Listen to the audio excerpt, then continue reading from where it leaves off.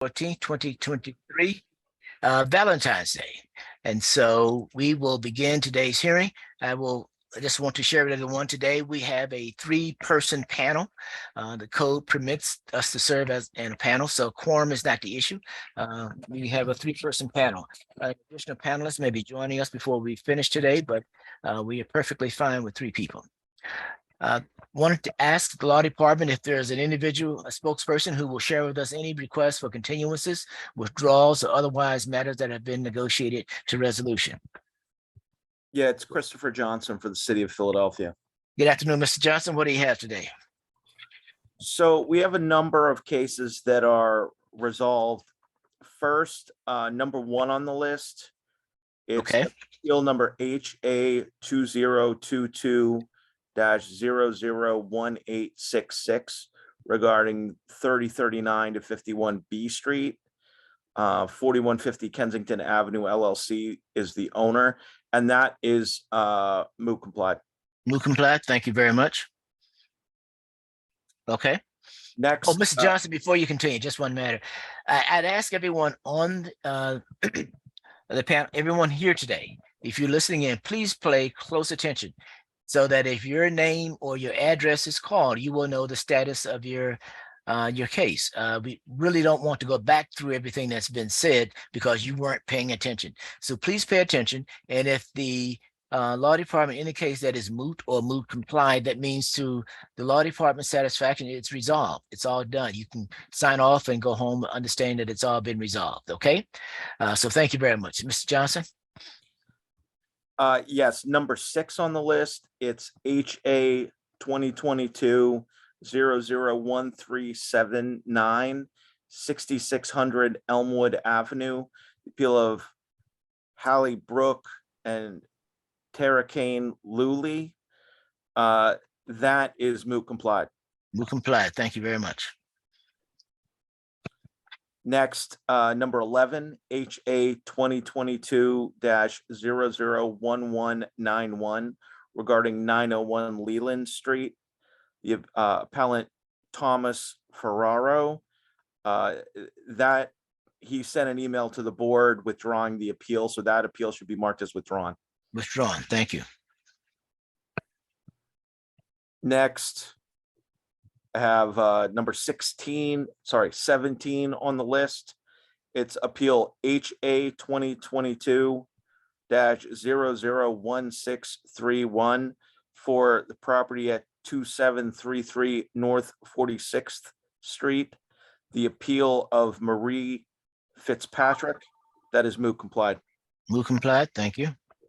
Number 18, it's appeal number HA 2022-001724 for the property at 2206 South Broad Street. And the appellant is Daniel Lanzalotti. It is moot complied. Moot complied. Thank you. Number 22. Okay. It's appeal number HA 2022-001336 for the property at 4800 Howell Street. The appellant Urim Morina, that is moot complied. Moot complied. Thank you. For appeal 25 on today's list, appeal number HA 2022-001442 for the premises at 1721 North 61st Street. Appellant Selvin and Tanya Melton, it is moot complied. Moot complied. Thank you. For number 27 on today's list, appeal number HA 2022-001961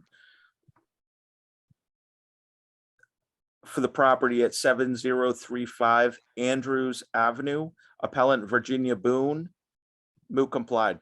Moot complied. Thank you. For number 29 on today's list, appeal HA 2022-001317 for the property at 4643 Green Street. I Appellant, believe that's the That's correction, G sir. Street. pardon me? Mr. Johnson, that's G Street. The violating property was G Street. That's a typo. Apologies. Okay, for Rose Diaz, Yes. moot complied. Thank you. And Ms. Diaz, we know is there because somehow she ended up on our, in our breakout room, and I see her picture, so I see her picture now. She should understand that her matter has been moot complied. Ms. Diaz, that means everything's resolved and you may, you're dismissed. You can go on to your afternoon. Enjoy your day. Okay, there's another case, number 26 on today's list. It's Yes. appeal HA-2022-002017 for 5648 Malcolm Street. The appellant Derek Hopkins, he had sent a request to continue the matter to the board prior to today's hearing. I'm wondering if the board granted that. Yes, that was reviewed in executive session. That's continued. Thank you. For number 34 on today's list, it's appeal HA-2022-001493 for 2115 Cybert Street. Appellant Josh Cohen. The parties are in agreement in asking the board to continue this matter. This is a case where Mr. Cohen had received the violation notice, but he had bought the property at a sheriff's sale and the property was redeemed by the former owner, but the payment has not been made and she's in bankruptcy. It is the ownership of the property is effectively tied up in other litigation. And for that Yes. reason, we're asking that the board continue the hearing. It'll be continued. That's all I have on my list, but I believe there are a couple other agreements that attorneys are going to be putting on the record. Okay, who will speak first? Good afternoon, Board. Caroline Curley on behalf of the city. I have one matter to resolve. It is number 23 on the list. 23? Yes. HA 2022-001547 concerning the property at 533 East Hunting Park Avenue. The petitioner was A&E Construction Co. The parties have reached an agreement on this matter. We did forward a signed agreement to the board. The terms of the agreement are for this violation number CF 2022-003986. The two violations of the Philadelphia Code as they pertain to the subcontractors Structite Restoration and LJM Steel. Those violations would be marked affirmed. And the two violations regarding AMC Fire Protection Corp. And Wilkinson Inc. Are withdrawn. So we would just ask the board to affirm Okay. this decision based on that agreement. Okay, we'll poll the board regarding HA-2022-001547, 533 East Hunting Park Avenue, A&E Construction. City affirmed as per the agreement between the parties. City affirmed as per the agreement between the parties. City affirmed as per agreement between the parties. Thank you very much. And Okay. I believe my colleague, Mr. Reuter has a matter. Okay, thank you. Thank you. May it please the board, Leonard F. Reuter for the city of Philadelphia. Afternoon. Good afternoon. This concerns numbers 36 and 37 on your list for that's HA 2022-004309 and HA 2022-004311. With respect to, I believe the first one ending in 4309, that is a violation for doing demolition without a permit. That can be not moot complied, but simply moot because the other matters, the second appeal ending in 4311 is an appeal from a revocation notice that revokes two separate permits. One is the construction permit, but the other one is a zoning permit. And it's been our determination at the law department and at LNI, and I believe Mr. Phillips, who represents the appellant, and I have come to an agreement that everything is basically moot unless and until the underlying zoning permit revocation is resolved. So we are asking the board to refer this matter to the zoning board of adjustment, and we would request, and we'll follow up and make that request to the zoning board that they expedite the matter, because this is a new construction that has been underway, but that has so far been ceased or stopped work since I think the end of October.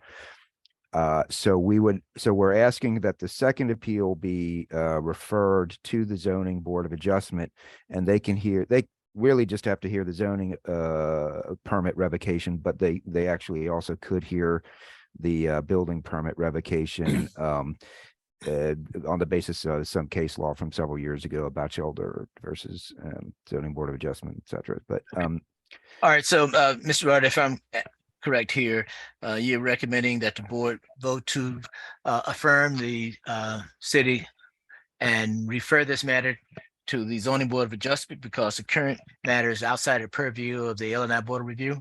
yes, the first appeal could just be marked moot because there's nothing to decide until the zoning permit is. I mean, I guess you could. Yeah, that will be Mr. moot. Phillips and I. Yeah, that that's just be, moot. but not moot complied, not city firm, just Yeah, moot, just moot, because yeah. there's nothing can be decided on that yet. But the other appeal should be referred to the zoning board, which will have to make a determination of whether the zoning permit should have been revoked. Okay, so what we will do, HA-2022-004309, please mark as moot. HA-2022-004-311. It has been determined that this matter is outside of the purview of the Illinois Board of Review. Therefore, it's being referred to the Zoning Board of Adjustment for further review and disposition.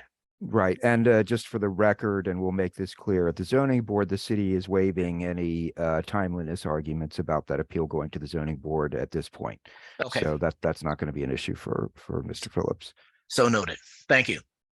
Just a question, Mr. Reuter, is this matter going to go through the zoning appeal process? To It your will be knowledge? it will be treated as an appeal against LNI.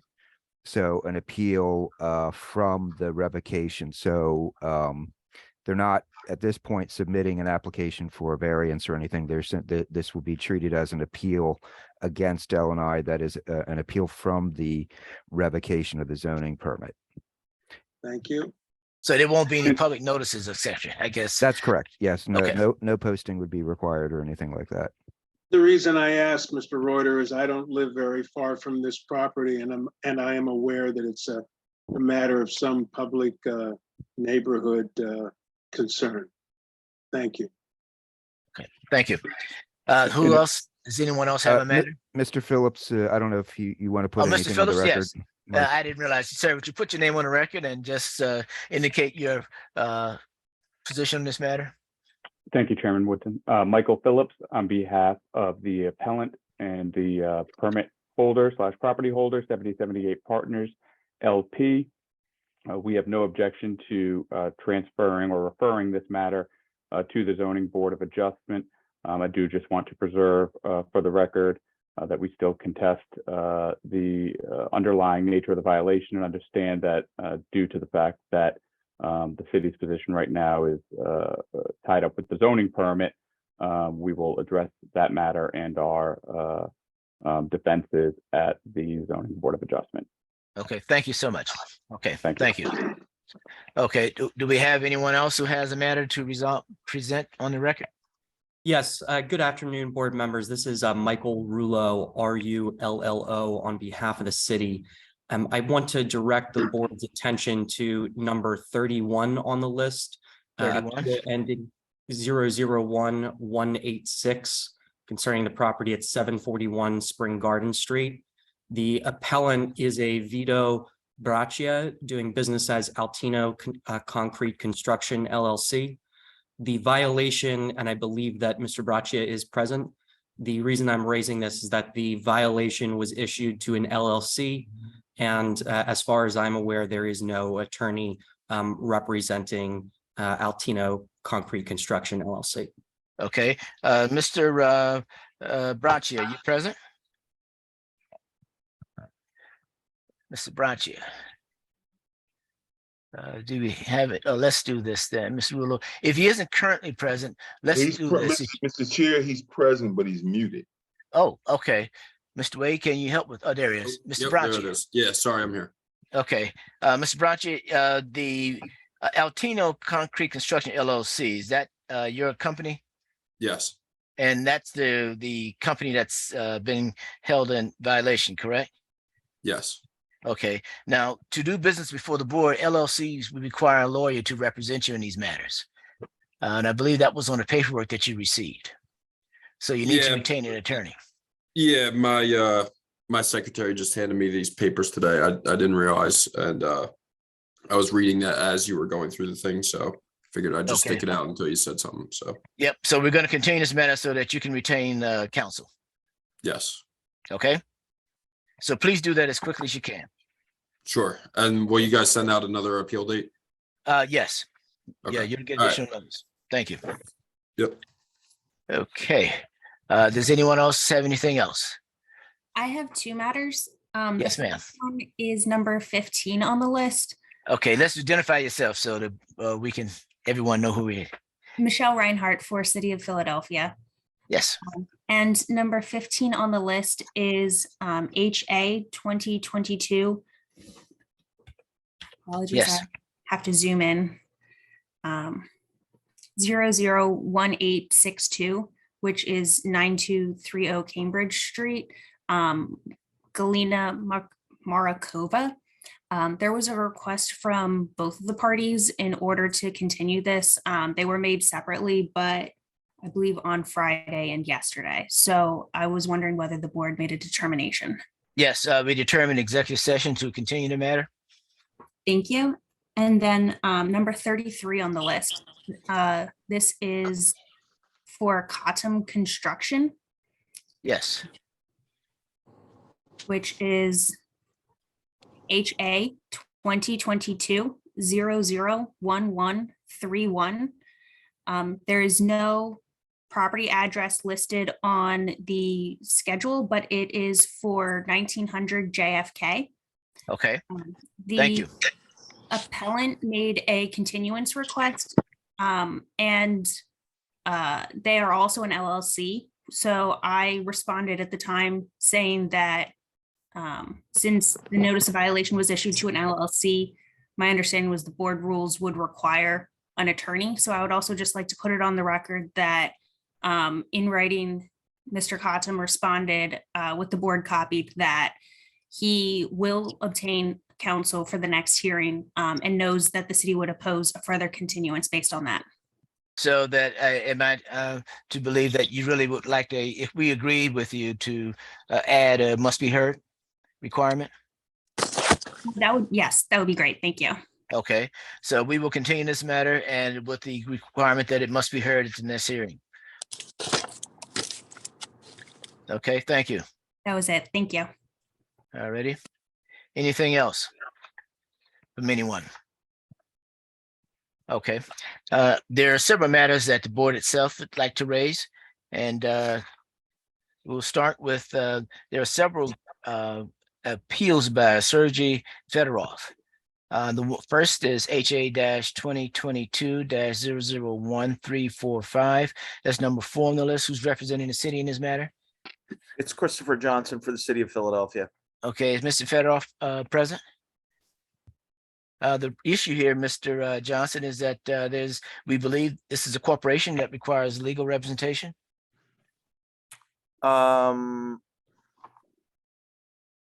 I actually, I was unaware that it would be a corporation. This was an issue related to insurance that was maintained by him in connection with his contractor license. So I would ask Mr. Fedorov, and maybe actually Will Fernandez, our witness, can answer this question. Is the license held by a corporation or Mr. Fedorov himself, Mr. Fernandez? Mr. Fernandez, before you do that, let's do this. There are several other issues regarding Mr. Fedorov. So what I'd like to do though is list all the others, Mr. Johnson. I'm not sure if you're handling all of them or not. Before I I am. swear in any witnesses, I just want to see if we can get this out of the I way. am, and actually, I think we have a disposition where the second two matters on the list are going to be withdrawn by the department. Okay, well, let's do this then. Okay, is Mr. Fedorov present? Mr. Fedorov present? Anyone representing Mr. Fedorov present? It's There's regarding, there's a hand that's been raised, Mr. Chairman. okay, The name is Plotnikova, though. okay, let's see if we can, Mr. Wade, can you bring that person into the conversation? Yes. Sir, your name? Yes, good afternoon. My name is Sergey Fedorov. You guys hear me? Yes, the name on the screen isn't Sergey Fedorov. Yes, it's my wife's computer and I'm using it. I wasn't aware that it shows the names here and I don't know how to change it. I'm sorry. I can change it. Okay, we'll change that. So, Mr. Fedorov, the reason we're asking for your presence here is that you're listed several times, and we want to know if you're doing business as a company, LLC, or corporate, do you have corporate ownership in this matter? For City of Philadelphia, it states Sergey Fedorov doing business as 7 Stars Remodeling. So I received all the violations under my name, not Okay, under but- LLC. Okay, that And, would just want to be just for a second. I just want to know, is that doing business as, or is it an LLC or corporate entity? This is LLC. It's an LLC. Okay, an LLC, we need legal representation for an LLC. If you may, I can tell a word because this is pretty easy. No, case. Mr. Sergey, we aren't going to have any specific hearings or the facts. You have to understand that we won't proceed unless you have a lawyer representing you, unless you can show us otherwise that it is not a company or a corporate ownership. And corporate ownership includes LLC, a C-type corporation, S-type corporation, various types of corporate ownerships. Understood? Yes. Okay, thank you. Mr. Johnson, any other issue regarding this matter? I don't believe so. Okay, so we need him to have a lawyer, so we're going to continue that matter until he gets a lawyer. So all three of them. Well, no, if the others are withdrawn, that's Right. each one has a different I mean, disposition, I believe. Can I ask Mr. Fernandez? Okay. Well, Mr. Fernandez, I'll need to swear you in before you speak. Raise your right hand. Do you swear affirm the testimony that you give will be the truth so help you God? I affirm. Okay, thank you. Mr. Johnson? Mr. Fernandez, what is the status of the department's 3 actions with regard to the appeals for Mr. Fedorov listed today? Earlier today, I gave the order to withdraw the violations issued under the case that is currently listed as number 7 on the list, HA ending in 1635. And I gave the same order to withdraw the violations for the case file that is currently listed at number 19 on the list, HA ending in 1325. We determined that the violations were duplicative, and so we are going forward with the case that is listed as number 4 on the list, but have withdrawn number 7 and number 19. Okay, so what we will do, we would note for the record that number HA-2022-001635 is noted as withdrawn. HA-2022-001325 is also listed as withdrawn. Number HA-2022-001345, 5904 Germantown Avenue will be continued to permit Mr. Fedorov to retain legal counsel. Okay, Thank you. all right, thank you very much. Thank you.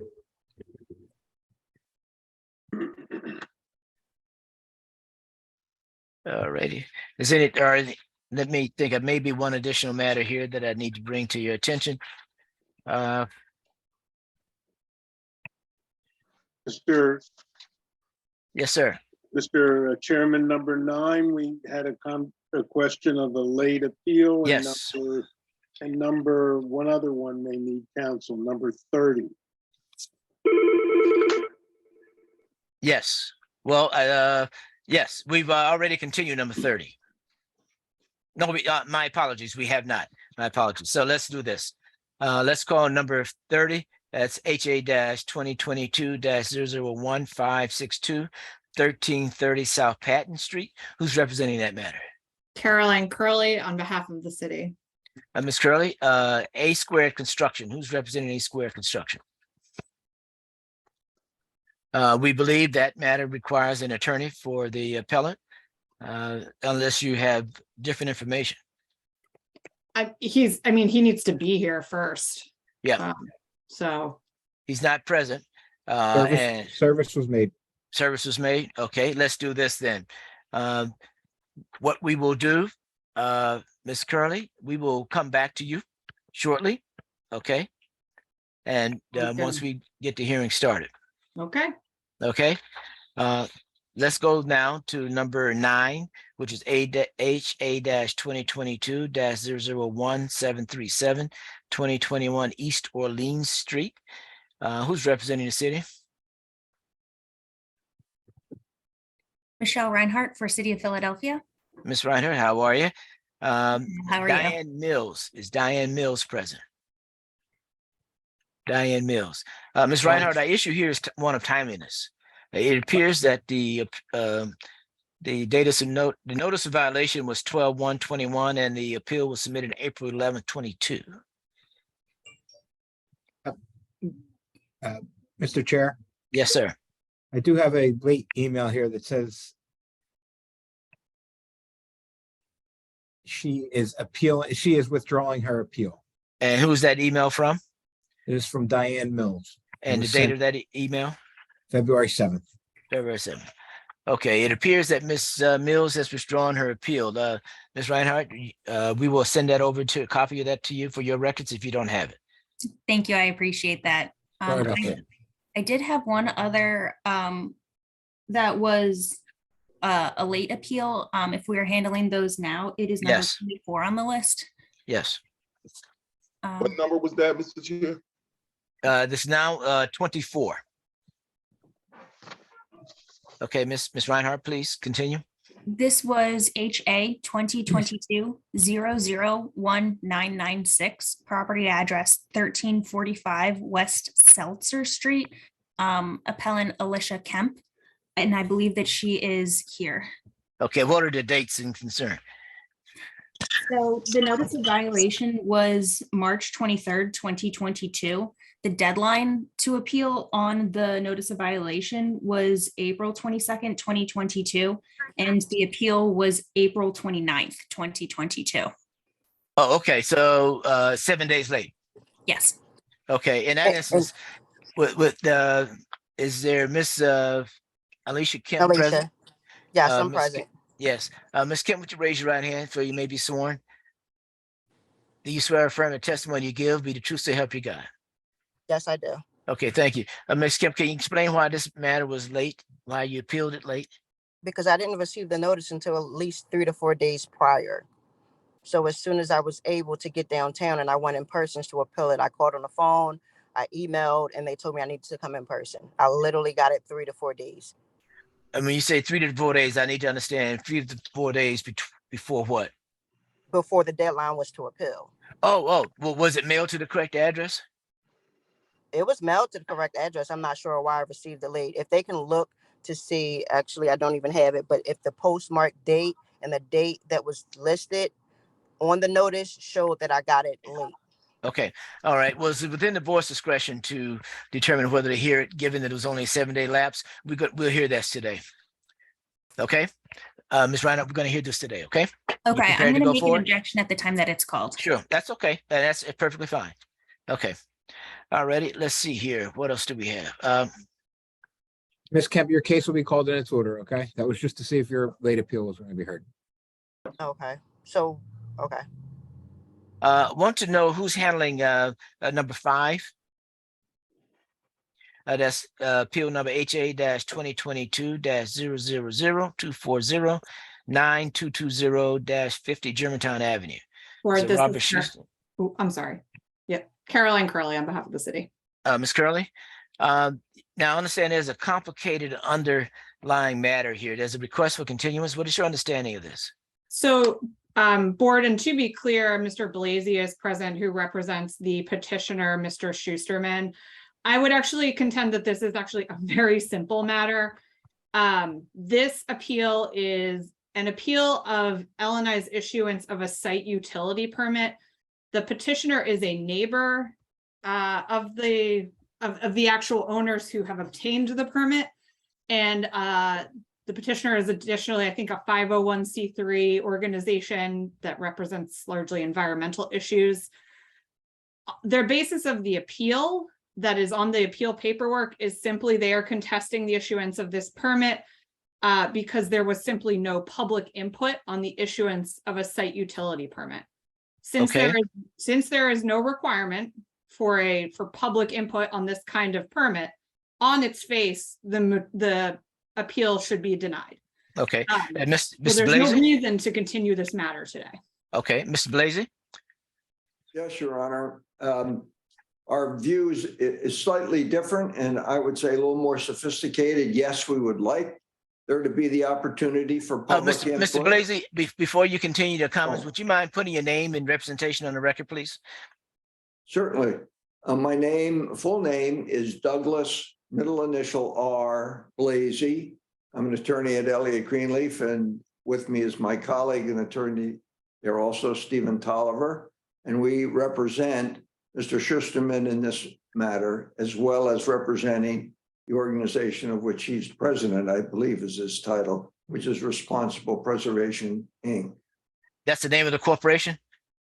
Yes, but the appellant in this matter, the name signing the appeal was Mr. Schusterman. But he did it representing that organization, correct? Yes. Okay, yes. all right. And he- Now, what is the nature of your continuance request? Well, we were prepared to go to hearing today. We originally suggested a continuance because by the time we received this notice, we were trying to sort, if you will, sort things out. I'll go into the substantive matters when you allow me to.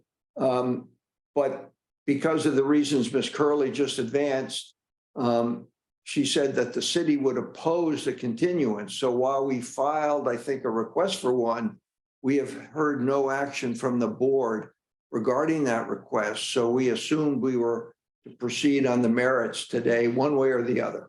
Okay, based on that, we will both parties are prepared to move forward today. Ms. Curley, is that correct for the city? That's correct, board. Okay, we'll call it in order. We'll move forward today. Okay, thank you. All right, Thank you. sir, we'll call this case in order and we'll hear the facts today, Mr. Blasey. Thank you. Okay, I believe that concludes our preliminary matters. Mr. Wade, do we have anything else that we need to resolve? I think Mr. Rulo. Mr. Rulo. Yes, Mr. Rulo, you have your hand up. Yes, good afternoon again, Chairman. I just wanted to clarify one thing for the record concerning number 6 on the list, which is appeal ending 001379 6600 Elmwood Avenue, and the appellants are Haley Brook and Tarakan Lowley. That was marked as moot complied. However, it should be marked as moot because the city withdrew the underlying intent to cease operations. That was the subject of the appeal. So I just wanted to note that for the record, that it was not moot complied. Okay, thank you. Thank you. We'll mark it as moot then. Okay, thank you. If that's it, then we will now prepare ourselves to call our cases in regular order. And Mr. Chair, yes, sir. One real quick question. Case number 34, was there anything done with that? Yes, we determined that it would be continued. Thank you. Okay. Hello? Okay. Okay, I think I heard someone's voice, Mr. Wade. Is that something you That can was, take care of? I believe that was a Mr. Haley Brook, for the case 6 that was just called. Oh, okay. Lady man, and we can, If they needed some clarification on what. okay. Unmute him so we can bring him in. I'm not seeing him right now. I believe he dropped off. The phone is still there. I still see it. Okay. Mr. Haley Brook. Can you hear me? Can you hear me? Yes. Your name, sir? Or ma'am? Yeah. Group. HSI. You have a terrible connection. We can't hear or understand what you're saying. Yeah, the address 66 Elmwood. He was talking about I'm the owner of the property, and I want to hear what he was saying. What we said is that the city said that the matter is moot, and that the city is withdrawing the underlying violation. So what I would recommend you do is call the attorney listed on the notice if you need additional information, okay? Okay, Sure. so do I have something else to do on me? Not Or they today. dismiss it? Chairman, just to clarify, it Wait wasn't. a minute, Mr. Mr. Rulo, the attorney handling the matter would like to make a statement. Mr. Rulo? Just to clarify again, the appeal was of the cease operations order, and it was the cease that was withdrawn, not the underlying violation, Oh. which was not appealed or disputed. Okay? Okay, Just wanted okay. to clarify for the record, and Mr. Brook can reach out to me. Okay.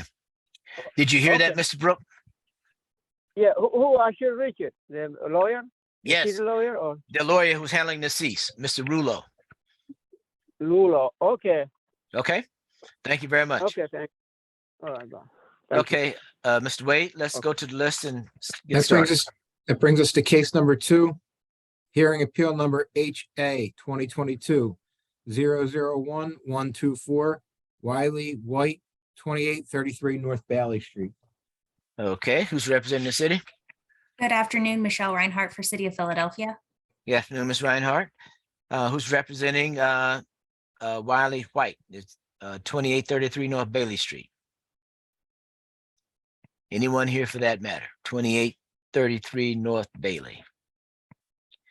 Ms. Reinhardt, what's the nature of this violation? This was a vacant property and broken windows and doors and a deteriorating porch roof, lack of property identification, things along that nature. Okay. All right, Mr. Wade, do we have anyone with this name? Wiley No. White or anyone at Everyone- that address? Service was made. Everyone in the waiting room has been identified, and there is no one under that name. Okay. Ms. Reinhardt, what's your pleasure then? I would request city affirm for non-appearance. Okay. Mr. Pincus, what time do we have? It is 2:16 PM. 2:16 PM. Alrighty, we'll poll the board. We'll poll the panel rather for HA-2022-001124 2833 North Bailey Street, Wiley White, city affirmed non-appearance. City affirmed non-appearance. City affirmed non-appearance. Thank you very much. Thank you. Thank you. Okay, we have, what's the next one, Mr. Wade? Case number 3, hearing appeal number HA 2022-000941, 1248 South Peach Street, Raymond Ralph Holbrook. Okay, who's handling this matter? Good afternoon again, board members. This is Michael Rulo, RULLO, on behalf of the city. Good afternoon, Mr. Rouleau. Who's here for 1248 South Peach Street? Is anyone representing that case, that address? I think I see a hand up. Mr. Holbrook's hand, I think, is up. We need to unmute them.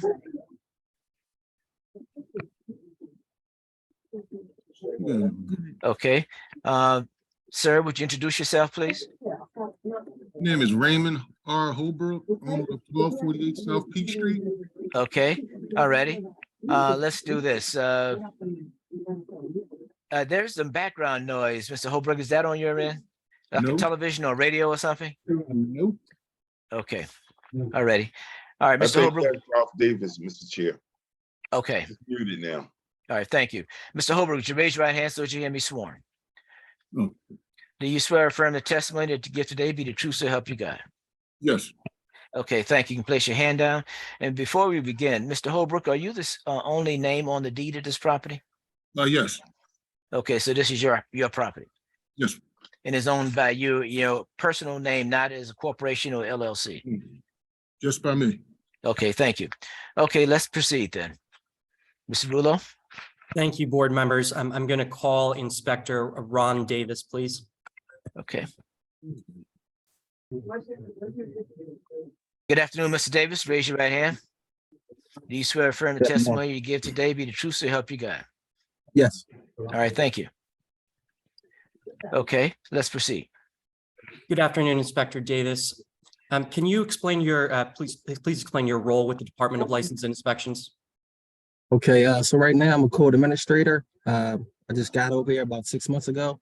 But before that, I was a code enforcement inspector in the South District for 11 years. And are you familiar with the property located at 1248 South Peach Street? Yes, And did you conduct inspections at that property? yes. Board members, with your permission, I'd like to share my screen. Yes, please.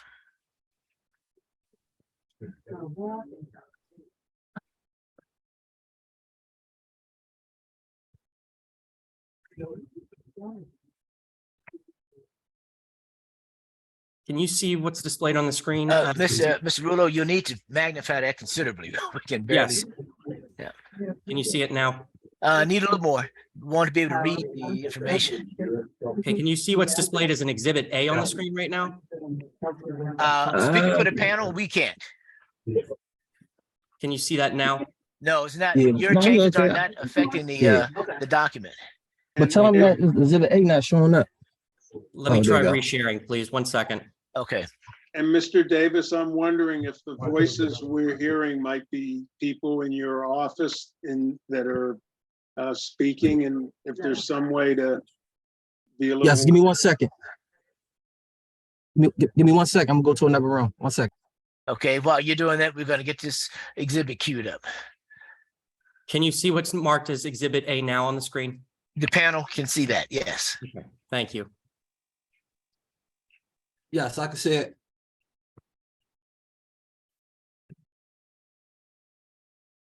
We'll just wait for Inspector Davis to return.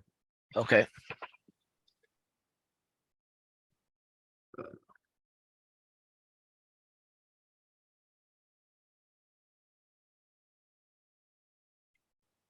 Inspector Davis, can you hear us okay? Yes. Okay, and can you see what's been displayed on the screen as preliminarily marked as City Exhibit A? Yes. Oh, Mr. Davis, can you adjust your screen so we can see your full face? The moment just see the bottom of you. Keep a little bit more. Perfect. That's good right there. That's good. Okay.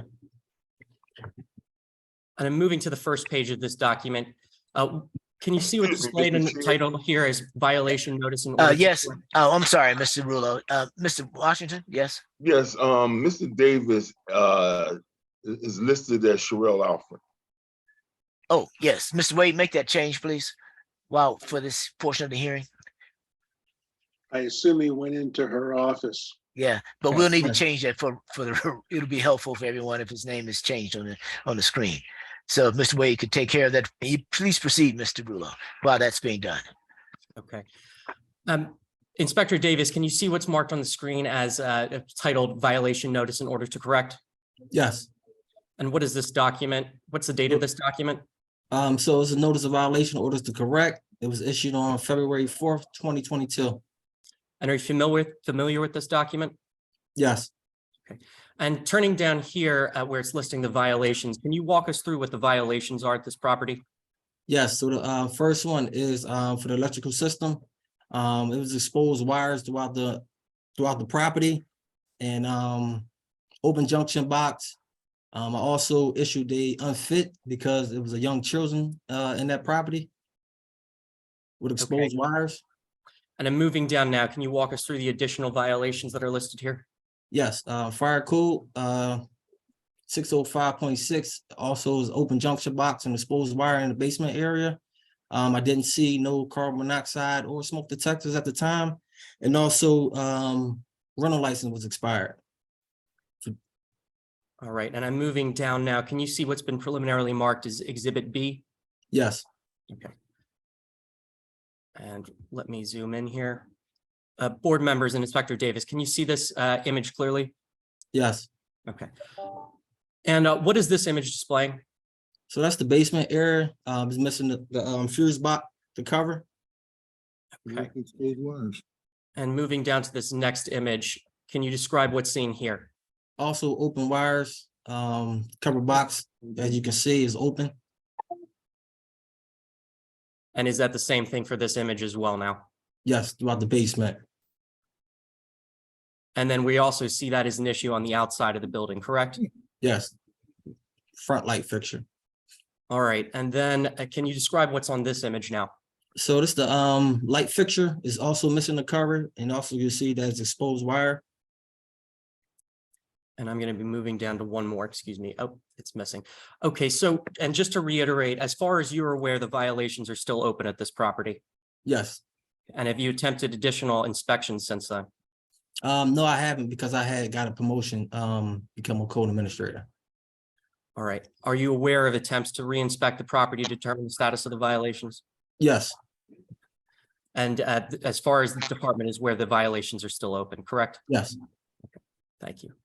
That is my questions for Inspector Davis. I would just like to note for the record, though, that on the appeal documents filed by the appellant, there is actually not a dispute that the violations themselves exist. Okay. Mr. Davis, do have a question for you. Was the property occupied when you did the inspection? Yes, the property is occupied. How many, what's this nature of the occupancy? 2 adults, 1 child. Okay, is it single family or multifamily? Yes, I'm sorry, single family. Single family, okay. And those individuals were tenants? Yes. Okay, all right, thank you. Mr. Holbrook, do you have any cross-examination of Mr. Davis based on his testimony? Well, yeah, because for one, when we were in the basement, I stayed behind because of the Mr. gun- Holbrook, Mr. Yeah. Holbrook, you can give your statement later. What I want to know is, do you have any specific questions of Mr. Davis based on his testimony? Yeah, he seen the junction box and the cover right there across from the box. Well, what is your question, It's though? not letting- What is your question? Never mind, never mind. I'm asking you, what is your question? You have to- Never mind, because Okay, all right, let's move on. Mr. Rulo, you have any additional witnesses? I have a question for Mr. Davis. Yes. He said that he hasn't visited the property, but because he's now a supervisor. I just wanted to, I just want to clarify, have there been attempts to go out and inspect since the violations were issued back in February of 22?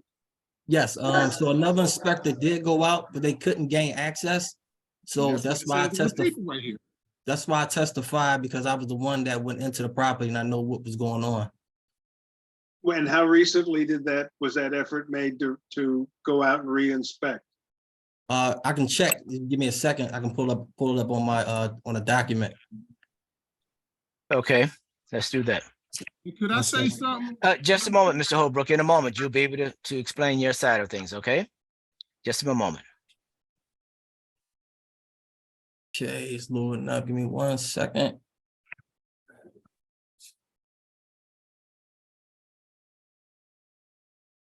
So it was let me pull my screen back up. So I went out there on February the 4th. Then I went out there again with the owner on February the 25th to do a info stop, to basically do a walkthrough with the owner and a tenant so he can see what was going on inside the property. Other than that, there's no other inspector went out there after February 25th. Thank you. Okay, Mr. Rulo, do you have any additional witnesses? I do not. Okay, Mr. Holbrook, share with us your understanding of what's going on. Okay. What's going on is I was selling the house for $99,900. The lady got the financing and everything, but something about she didn't make quite 40 hours. So I just went on and rented it to them because he said he was a Marine. He was shot in the back of the head in Afghanistan.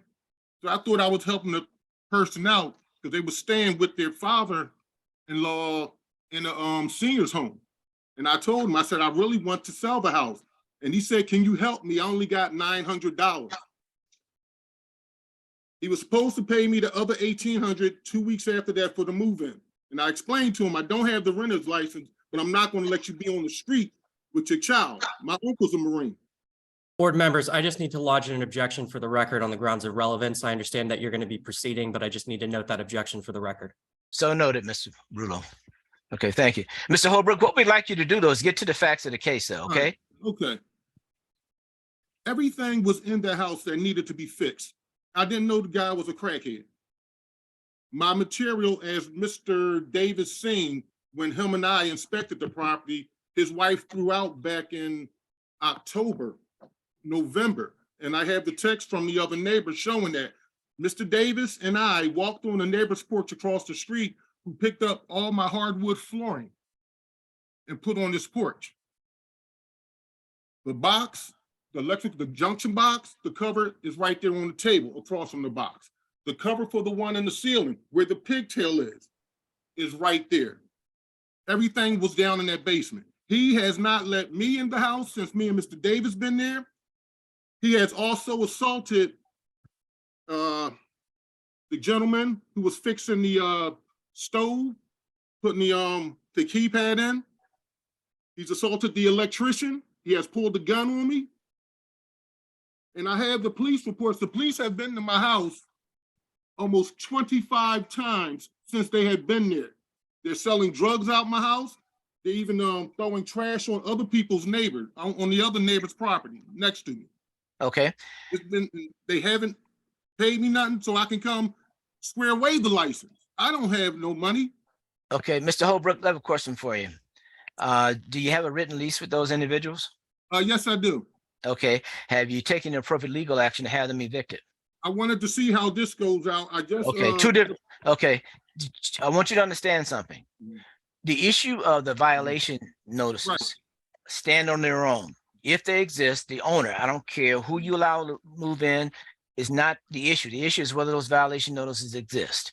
They changed And the locks on the house. I can't. you had to, sir, you had to let me complete my statement before you say anything, okay? If the violation notices exist, the reason for you permitting people to occupy the house is not relevant. It doesn't matter where you're trying to help your family, help a fellow Marine, doesn't matter. The issue is you allowed someone to move into a house with dangerous electrical violations. So the issue is, as the owner, you're responsible. Now, the second matter is that the individuals you allowed to move in have turned out to be very difficult tenants. So that's a separate matter you're handling with a lawyer, I hope, correct? You're getting them evicted. Is that the case? I started on sending the first. But I'm asking you a question. Yes, Yeah, you're taking the appropriate eviction action, correct? Yeah, I'm gonna do Okay. appropriate evictions. Okay, so you need to be aggressive about that to get them out of your house. Yes. Okay, and so your testimony today is that you've made multiple attempts to resolve this matter, but the occupants will not permit you into the house again. You have existing legal actions pending against them. Yes. For him pulling the gun out on me while my back was turned in the house and pointing it at me. Okay, when does your lawyer tell you you can get this in the housing court and get an eviction done? Well, I'm trying to get the money together now for the lawyer. So that's not answering my question. That's not answer. I need some time. I need to know specific dates. Well, Mr. Chairman, if I heard Mr. Holbrook correctly, he really doesn't have a lawyer at this point, or hasn't instituted any legal proceedings as of today. Right. I have a question for you. Yes. Can you evict someone without having a rental license? Because it's my understanding you're not even allowed in court without having a rental license. Is that a fact? Does somebody clear me on that? And Mr. Washington, furthermore, I believe if you don't have a rental license and you have outstanding violations, it's possible the court won't hear the case unless maybe we may need to talk to counsel. There are exceptional circumstances. Obviously, there's an issue here of the tenant not allowing the violations to be corrected, but the failure to have a rental license is a matter that the owner can control. But he wouldn't get one. He wouldn't get a license anyhow because there's outstanding violations. It's a catch-22. Okay. So would we be able to classify the folks in that building as tenants? Yeah, if he has a lease, they're tenants. The issue is what he does with it. But that's a little bit beyond our purview in terms of those individuals. So I want to help us focus strictly on the code violations that are before us. Mr. Rulo, do you have a position in this? Yes, I just wanted to ask a question of Mr. Holbrook, just to clarify things for the record, if I may. Yes. Mr. Holbrook, have you initiated or attempted to initiate eviction proceedings in municipal court or another body at this time? For anyone, Yes. this is my only first time ever going through this. This is my first time ever going through this. I had the original tenant in there when I first got the license. She rented it for 1 year, then she wanted to buy it. So I never. Mr. Holbrook, Yes. Mr. Rulu asked you a specific question. His question is, have you initiated any legal proceedings against the tenant in any court? That No. would be a yes or a no answer. No. Thank you. Okay. And have you spoken to any attorney about how to remove the individuals from the property yet? Yes, I spoke with one attorney. He said he would get back with me. It's been since,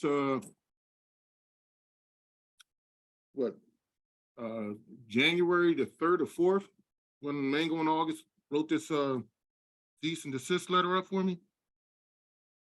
And he handles all the evictions and all that.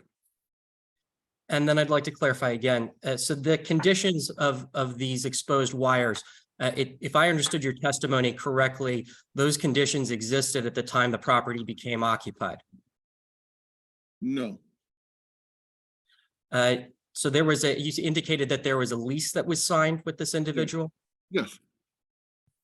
And when was that lease signed? October the 5th of 2020, maybe? And I'm correct that there's has been no 2021. And I'm correct that there's been no rental license at that property during any of those periods. No, because I had the property up for sale. And that's when I took it off the market to help them. And that's why. And then the tenant that was there, he got stuck in Africa for 2 years because of COVID. And just further, the property remains occupied. Yeah, they're still there, but if it's unfit for a child, why are they still there? And there's a note. I just wanted to clarify that. Yes, I mean, that's what I will get back to in a moment, but Mr. Holbrook, the issue really becomes, as the owner, you're responsible for the condition of the property when someone moves in. Now, the exposed wires and the open junction box, et cetera, how did that happen if it wasn't that way when they moved in? Because I was changing the light fixtures in the basement, and I seen the other tenant, they must have been boiling water or something, and set one of the receptacles on fire, and it messed up the ground. So all that was rewired, the kitchen, everything. That's why the panel got off, the junction box. And Okay. then another wire to the dining room underneath the window was rewired too. And that's where you see the junction box at without the cover on the work box that's in the ceiling without the plate. It's just And a that plate. was done, before your current tenants moved in? Some of it was being done. Okay, and was that being done by you or a licensed electrician? Licensed electrician. He And did had that- threatened everybody. Did he pull permits for that work? I'm not sure. Okay, because it's just not responsible for a licensed electrician to leave a work site with open junction boxes and open panel boxes. It doesn't seem that he did a very good job for you. And so some of those things were that way when you allow people to move into the property, correct? Just the basement part. Okay, but the basement part was The open, basement. which Now, is, the other two things, he said the light outside didn't work, so, all right. I took the cover off and took the light apart outside, and the photo flash in it that makes the light automatically comes on, that went bad, so I went and bought a new one. All the materials, everything, the electric wiring is going out the house. My flooring, I'm not sure we say going out the house. What do you mean? he stole them. She would So- lock him out the house. She would Okay. lock him out the house. He would go in, kick the back door in, and then kept calling the police saying somebody broke in the house. So there was a There's no domestic dispute. There was a domestic dispute between the husband and the wife. Okay. Yes. Mr. Rulo, question for you. In this matter, given the nature of the occupancy, et cetera, is there been any consideration for a cease That is something that I need to discuss with the department. I'm unaware of that status, but that would have to be conversations between us and the department. Mr. Holbrook, that's a decision for the city to make, but a cease would mean where the city declares is unfit for human habitation and posts a notice on the property and forces everybody to move. That's what a cease would accomplish. Okay. That isn't for your benefit as the owner, it's for the benefit and safety of the occupants, particularly the children. Yes. Okay, do that. Yes. I'm not suggesting they will. I'm asking a question as to whether that's being considered. Okay. All right. The issue now is what do we do in this matter? Mr. Holbrook, you don't, Mr. Holbrook, text me. Mr. Holbrook, listen to me. You're in a formal proceeding. You can't talk unless it's your turn to talk, okay? Because we have a court reporter who's recording every word that's said. That's frustrating. I'm sorry. You may be frustrated. So what I would recommend highly and strongly for you to do is when we get off the phone, call an attorney who represents your interests. It can help you figure out what to do next. This is not something for an amateur to try to take on alone without any prior experience. Understood? Yes. Okay. Mr. Rulo. Yes, so at this, if I may.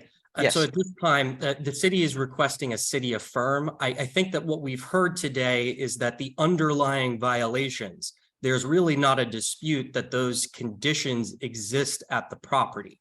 I understand that we have these ancillary issues which are not before the board, but the narrow issue that is before the board is really undisputed. So at this time, on that issue, the city is going to be requesting a city affirm as to the existence of those violations and the notice of violation. Okay, thank you. Chair, yes, sir. Real quick, I think Yes, sir. Mr. Tennant is on yes. with us, and I want you to recognize him. Okay, didn't realize he had joined us. Mr. Tennant, if you're there, just identify yourself, please. Good afternoon, everyone. Roger S. Tennant, Senior Board Member. All right, thank you. So for the record, we now have 4 members of the board present, so we're no longer a panel, but a full board with a quorum. Thank you, sir. You said the tenant? Excuse me. No, that's Mr. Tennant, who is a member of the Board License and Review. Okay, Mr. Holbrook, before we renounce our judgment, I just want you to understand something. We are here today to make a decision as to whether or not the city properly issued violations for those electrical violations. It's strictly what we're here for to do. And what I would also say to you, sir, as I said earlier, please do everything you can within your power to get this resolved with the legal help that you need to resolve your outstanding landlord-tenant matter. We can't make that go away. The landlord-tenant issues are not something that this board can contend with or issue. Understood? Okay, thank you. Okay, we will call the vote then, HA-2022-000941, 1248 South Peach Street, Raymond Ralph Holbrook, city affirmed. City affirmed. City affirmed. City affirmed. Thank you very much. Now, what we've done, sir, is to affirm the city's violation. So that will proceed on its own track. But again, you need to take a different track and a different approach to dealing with this other matter. Understood? Okay, so what does it affirm mean? I gotta pay fines? That means that fines are possible. Talk with the city, read the paperwork that they've sent you in terms of how you respond to the outstanding violations. Okay, You have, I can't gain access to the house. but that's why I said, sir, but that's why I said to you, hire a lawyer. That's the only way that you're going to get this thing structured in a way to fix it for you. No one else can do that for you. Understood? Okay. All right. Thank you very much. All right. You're welcome. Have a good day. Okay. Brings us to case number 5. Hearing appeal number HA 2022-000-240.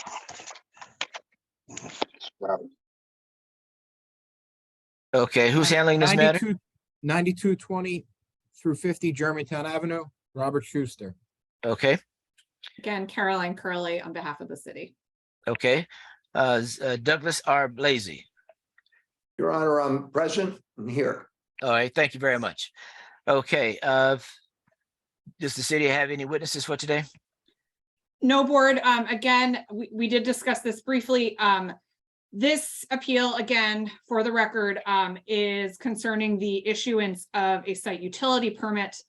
The department did issue that permit to the owner of the property. The work being done under the permit is largely completed.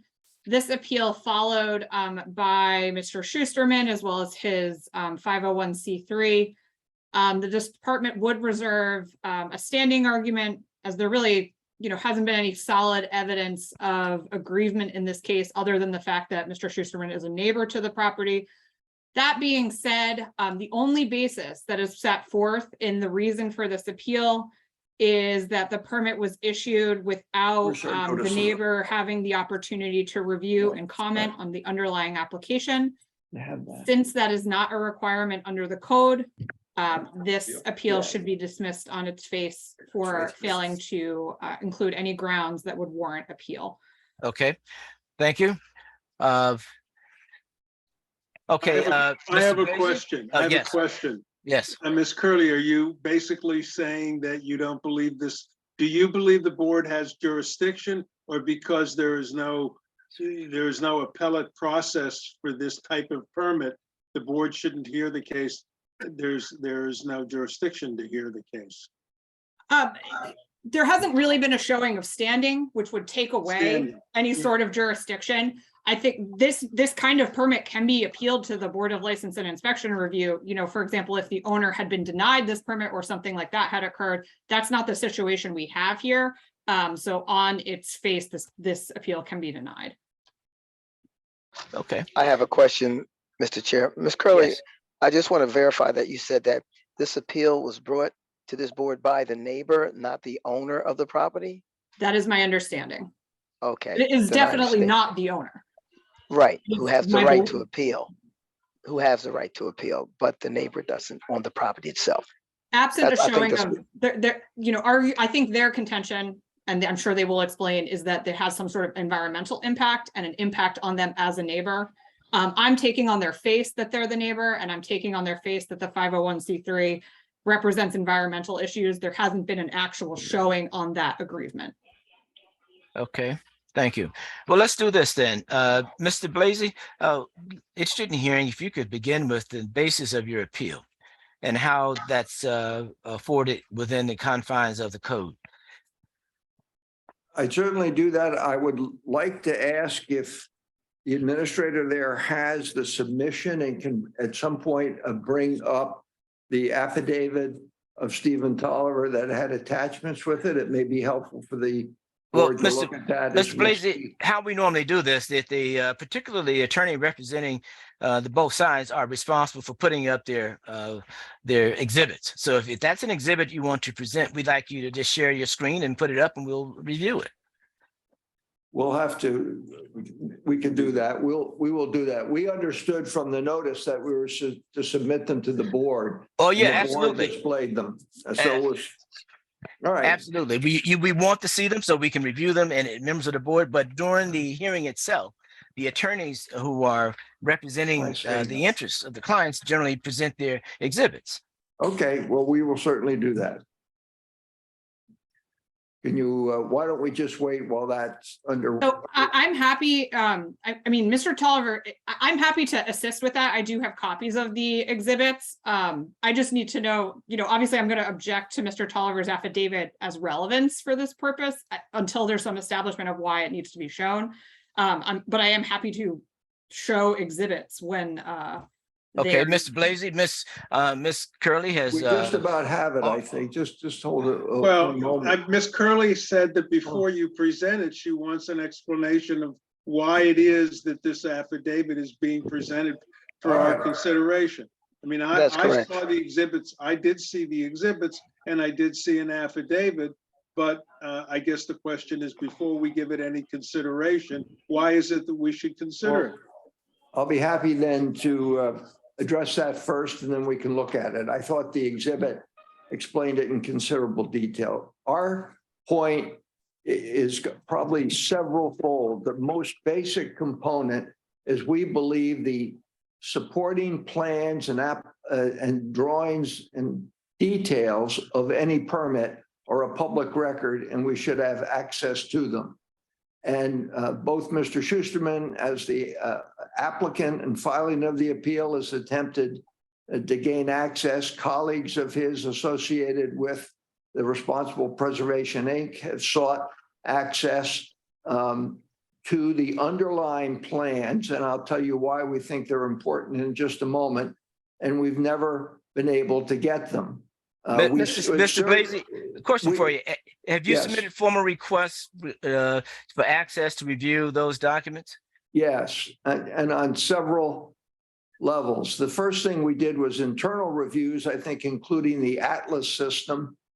We made calls to L&I as well, and were told to file a right to know request, which we did in great detail, describing the various components we would like to see regarding this very elaborate project across the street from many of the people that are members of our group. But and we received nothing. We received a permit issued, which is a 2-page city declaration that a permit's issued, but we never received the underlying contents of the application. Did you go back to court? Did you go to court on the right to know matter not being properly responded to? At the time, we did not. We had, and I'll explain. And the reason we did not was that the justification for the grant, we did receive some documents, which we'll call supporting and related, but not the underlying plans and specs or access to them, was that the right to know request implied they did not exist. They said that any denial or redaction was based only on privacy and not on any other ground. And so we never, in the response to the right to know response, did not give us the documents we were requesting or imply there was a reason for withholding them. So Okay, now what was the date of that? What was the date of that response? The date of that response is March 7th. March 7th of 2022. Okay. Just for a moment. And so your side, your group that you represent didn't take any further action regarding the right to know requests. No, we did not appeal that. Okay. And so what is your expectation? expectation? Before you go there, what is your expectation of this board regarding that right to know request? We would like access to the plans and specifications. And be Okay. told where we can obtain them. Okay. The most recent, But you understand that's a matter that you've chosen not to appeal. So you've accepted the city's response to you. well, we believe we were misled by the city's response, which implied that the documents did not exist. And the So only thing that- but you've accepted that. You didn't take any further legal action. at the time, that's correct. Okay. All right. What's the other basis for the appeal? And in addition to that, other than the underlying documents, what's the other basis for the appeal today? Mr. Chairman, Yes.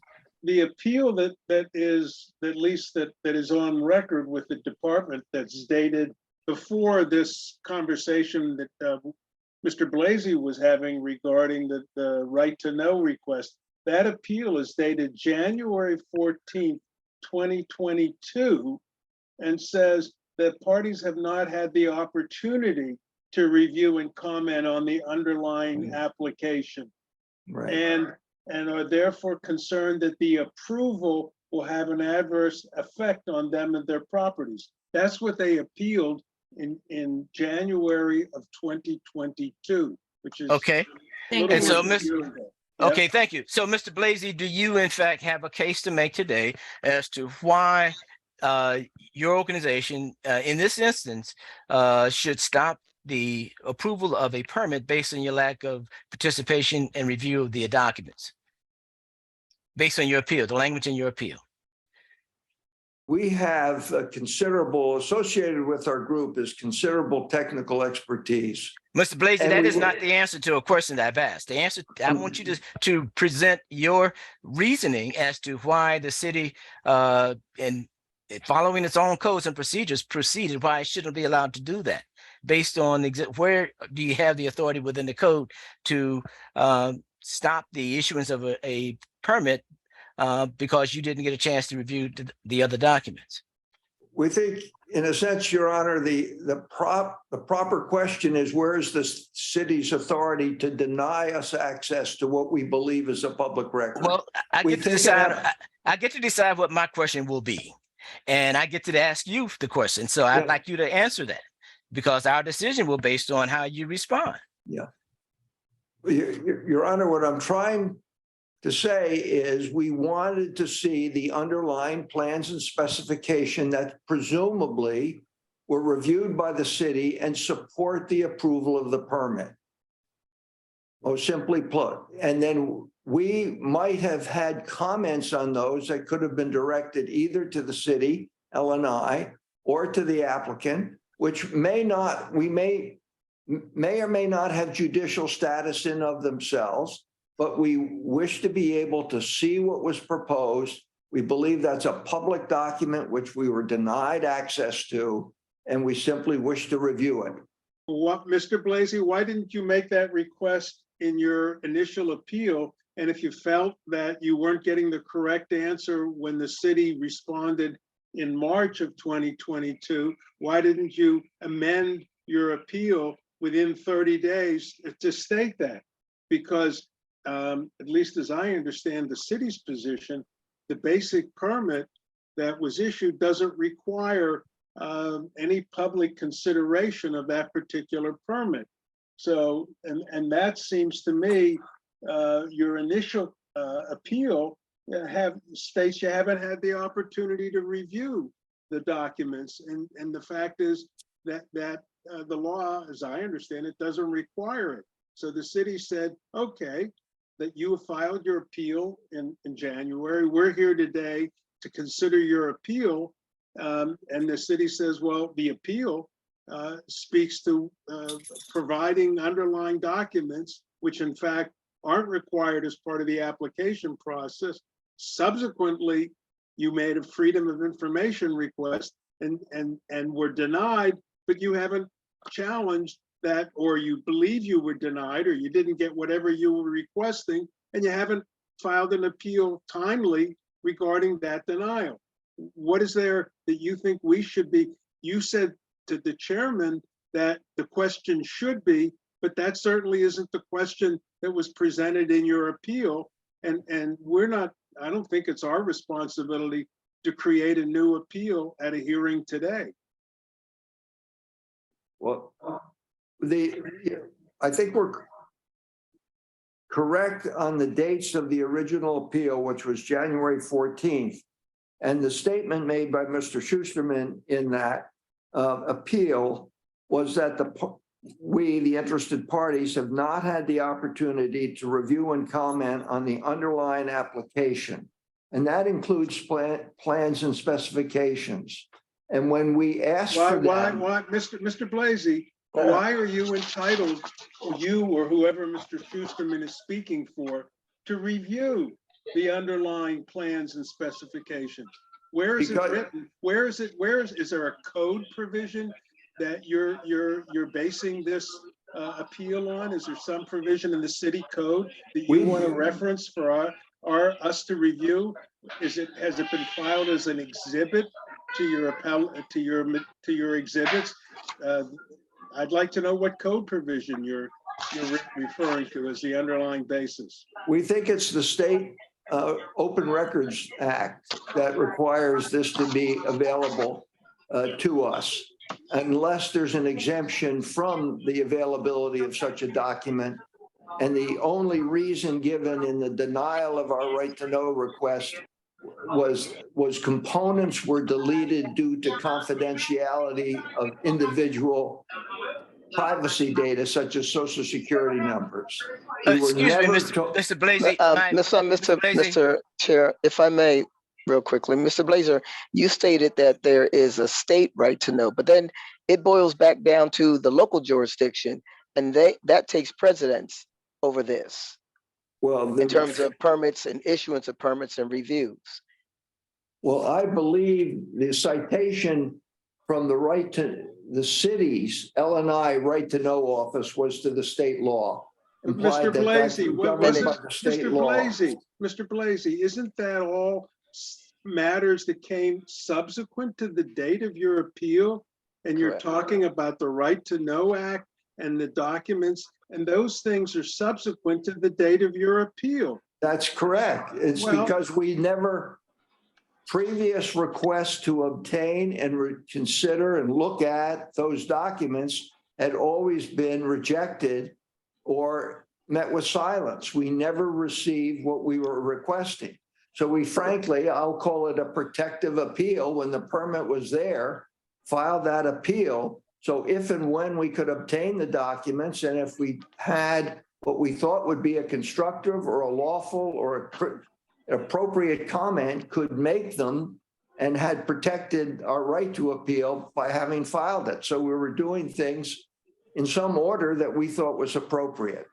If Now- I may, Mr. Chair, the order would have been when you filed for the right to know and was denied, since the right to know is based upon the state jurisdiction, then you should have filed your appeal, which would have went to the state jurisdiction, not this local board or jurisdiction.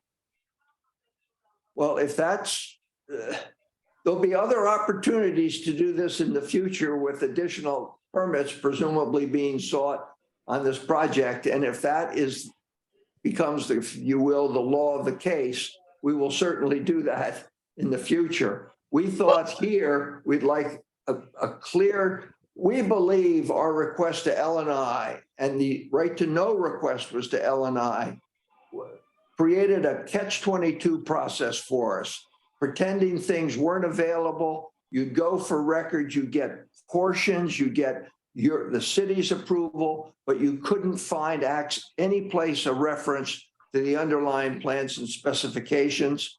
And when we do the formal right to know, which we're then told is the way to get these, we're told it's not available. And the only thing we've withheld is like Social Security information from you.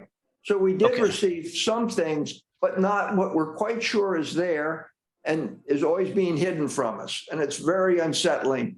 So, Mr. Blasey, as unsettling as that may be, the issue here that you're encountering today and that you may encounter in the future is that we're here to hear if in fact the license and inspections in its actions has properly issued a permit. Now, we defer to the department if they have followed their existing published record in terms of how they proceed. If we've done that, then they've basically won their case. If you can show through your research and data that they have not followed existing codes and issued something improperly, then that's a different matter. But you have to present an argument regarding the proper issuance of a permit. Now, if your case is really revolving around the special open records request, that's not within the purview of this board. And so that's the issue you're facing today, because we can't make a decision based on open records. That isn't what we do. We review what's being issued, were the rules followed, did they follow the code that exists today? If they didn't, that's a different matter. Or if they implied it improperly, that's something we can rule on. But in this instance, that isn't what you're appealing. That's correct, Your Honor. Let me, if I may just add. I mean, at this point, what else does the board need to hear at this point? Well, I just want to get Yeah. based on Ms. Curley, based on your input here, but I just want to hear Mr. Blasey. If you have a final point to make, sir, please do that. But understand that we will be voting based on what I just laid out. Yes, but I'd like to respond because I agree with you in large part of what you're saying about the role of the department in reviewing and approving a permit. Our concern is that we have some ability as citizens to participate in that process and make comments where we think appropriate. In other words, without seeing plans and specifications, we cannot, as a third party, comment to L&I that we think there's been an infraction of an appropriate code because we don't know what's being proposed. Likewise, upon completion of construction, we don't have, without access to plans and specifications, we can't make an informed judgment as to whether there's been compliance with those codes. And Well, lastly, Mr. Blasey, it sounds like a very valid argument to make, but what it seems to me is the code for the city is deficient. If you think it's deficient, then that's something to talk to the city council about revising the city codes. The question is whether or not the city acted in accordance with its own internal and regulations and statutory authority. And you haven't said that they haven't. You're saying, well, you would like to see, and you think it's appropriate as a public agency that the LNI should make available the plans and specs. But that's not what's required. And it doesn't sound like the city has done anything that is non-compliant with its own requirements. You could probably appeal our decision and ask some court to say that that the board has acted, well, the board's acted properly, but its regulations don't comply with some other statute or some other constitutional requirement. But that's not, you've made your argument, but we're here, as Mr. Woodson, the chairman, has pointed out, to determine whether or not the board, the city properly issued or properly did or did not either make a violation or issued a permit. And I understand that. As I'm hearing from you, you haven't challenged or you haven't said that the city's department didn't act properly in issuing this permit. it is certainly possible that the permit complies with all requirements of city ordinances, et cetera. Thank you. I don't know that you need to say. What we remain concerned about is that we think LNI has hidden and withheld documents from the public that should be subject to public review. Okay, thank you. Okay, I think we understand your argument. And I think we've heard from Ms. Curley regarding what the code requires for the city to proceed. And we will, as I said earlier, vote very narrowly on whether or not the city has complied with existing code requirements. So if there's nothing else from anyone, we will call the vote on this matter. HA-2022-000240-9220-50 Germantown Avenue. Robert Schusterman, represented by Douglas R. Blasey, B-L-A-Z-E-Y, city affirmed. City affirmed. City affirmed. City affirmed. Thank you, Mr. Blasey. You may appeal our decision, of course, if it is your choice to do that. Thank you so much. You're welcome. Thank you, your honors. Okay, what do we have to do next? That brings us to case number 8. Hearing appeal number HA 2022-001351. Sean McCormick, 8619 Wissahickon Avenue. Okay, who's representing the city? Good afternoon, Board. Nakia Clark on behalf of the City of Philadelphia. Good afternoon, Ms. Clark. Who is Mr. Sean McCormick available? I'm here. Okay, Mr. McCormick, good afternoon. Good afternoon. Mr. McCormick, are you represented by an attorney today, or are you representing yourself? I'm representing myself.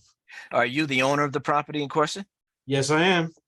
Is there anyone else on the deed besides yourself? No, there is not. Okay, thank you. Would you raise your right hand, sir, so that you may be sworn? Do you swear or affirm the testimony that you give today be the truth so help you God? I do. All right, thank you. Ms. Clark, do you have any witnesses? Yes, I do. Inspector Michael Slowinski.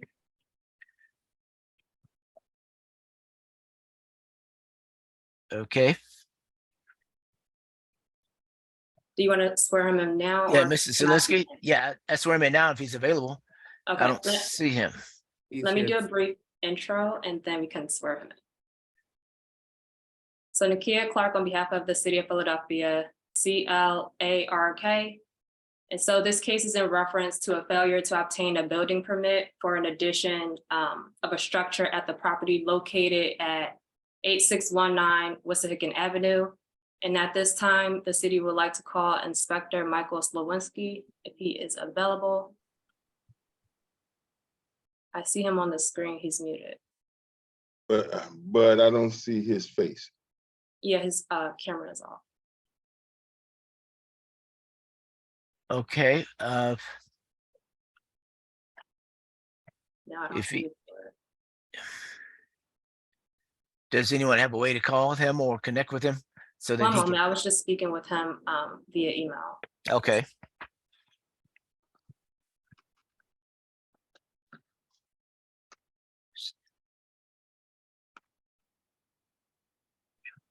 Is he there but not with the face on? Hello? Mr. Sawinski, you gotta turn your camera on. We will try to reach out to Inspector Slowinski for the court. This is Robert Keenan, Supervisor of the Complaint District. Okay. Hello. I think I see him. He might be muted. I see his name up, but he's not speaking and I don't see his picture.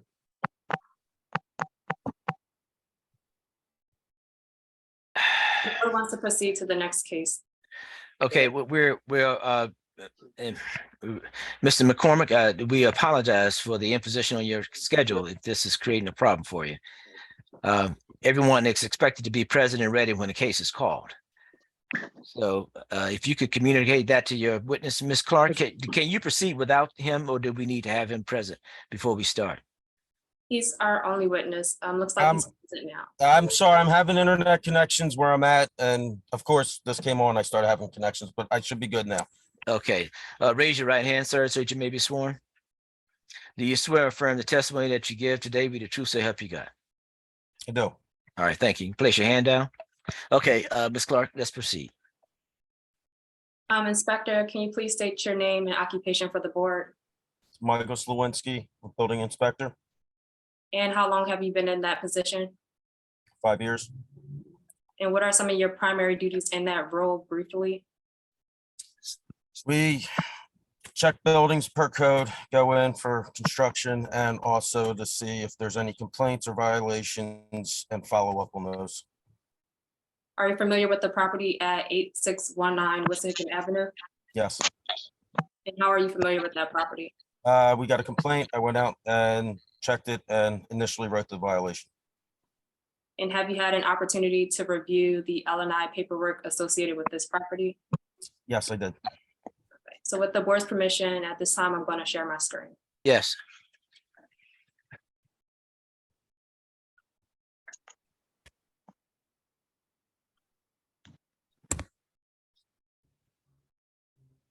One moment.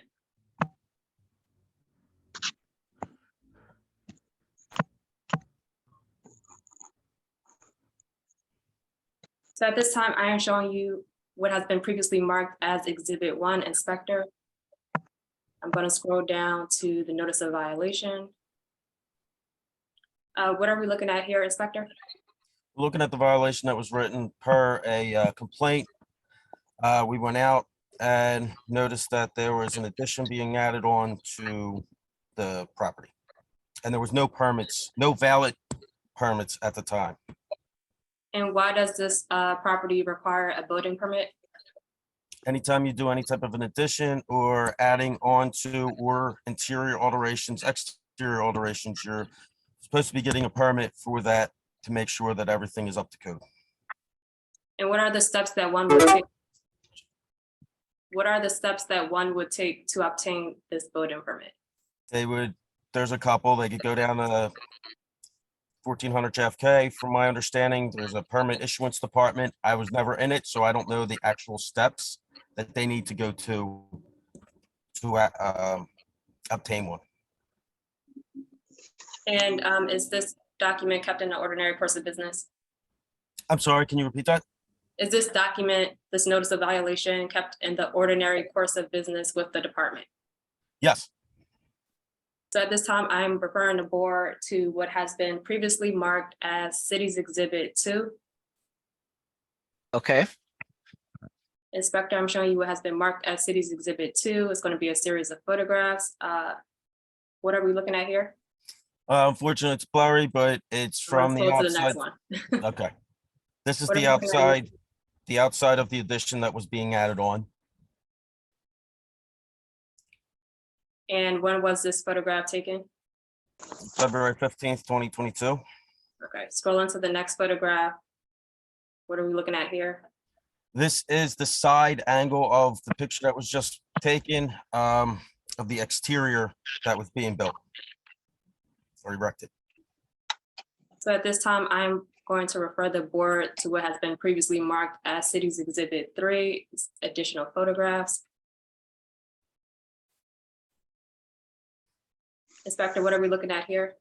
That is the front addition that was being added onto the house, the original property, and they put new window added onto it. And when was the first photograph taken? Hello? This was May 25th, 2022. Robert King. Let's go to the next photo. What are we looking at here? Similar picture, the outside, right hand of the front of the building. That was the new part of the addition being erected. Mr. Slawinski, just for a moment, please. Yes, please mute Mr. Keenan. Okay. Mr. Slawinski, please proceed. My apologies. Okay. Oh, this is the right side looking at the front of the property. This is the right side of the addition being built. Okay, scroll into one last photograph. What are we looking at here? This is the interior picture through a window from, if you look, them windows were the front of the picture prior, 2 pictures prior. This is a side view, and this is the interior being built, has the scaffolding, plywood, 2x4s, etc. Construction material that's.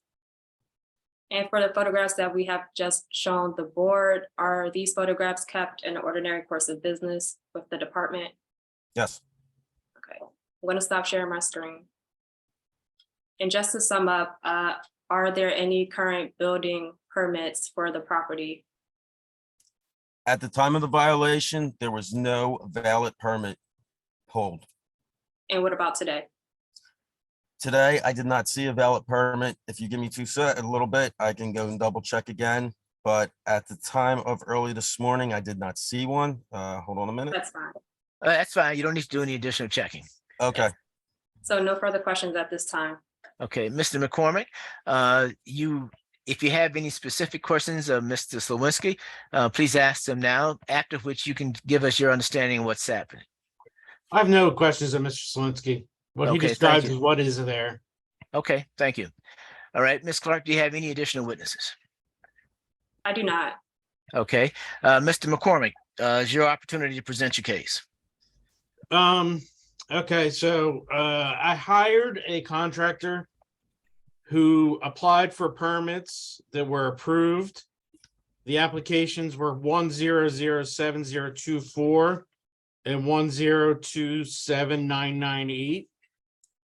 He began doing work. I did not know that he did not actually go down and pull the permits off the approved applications.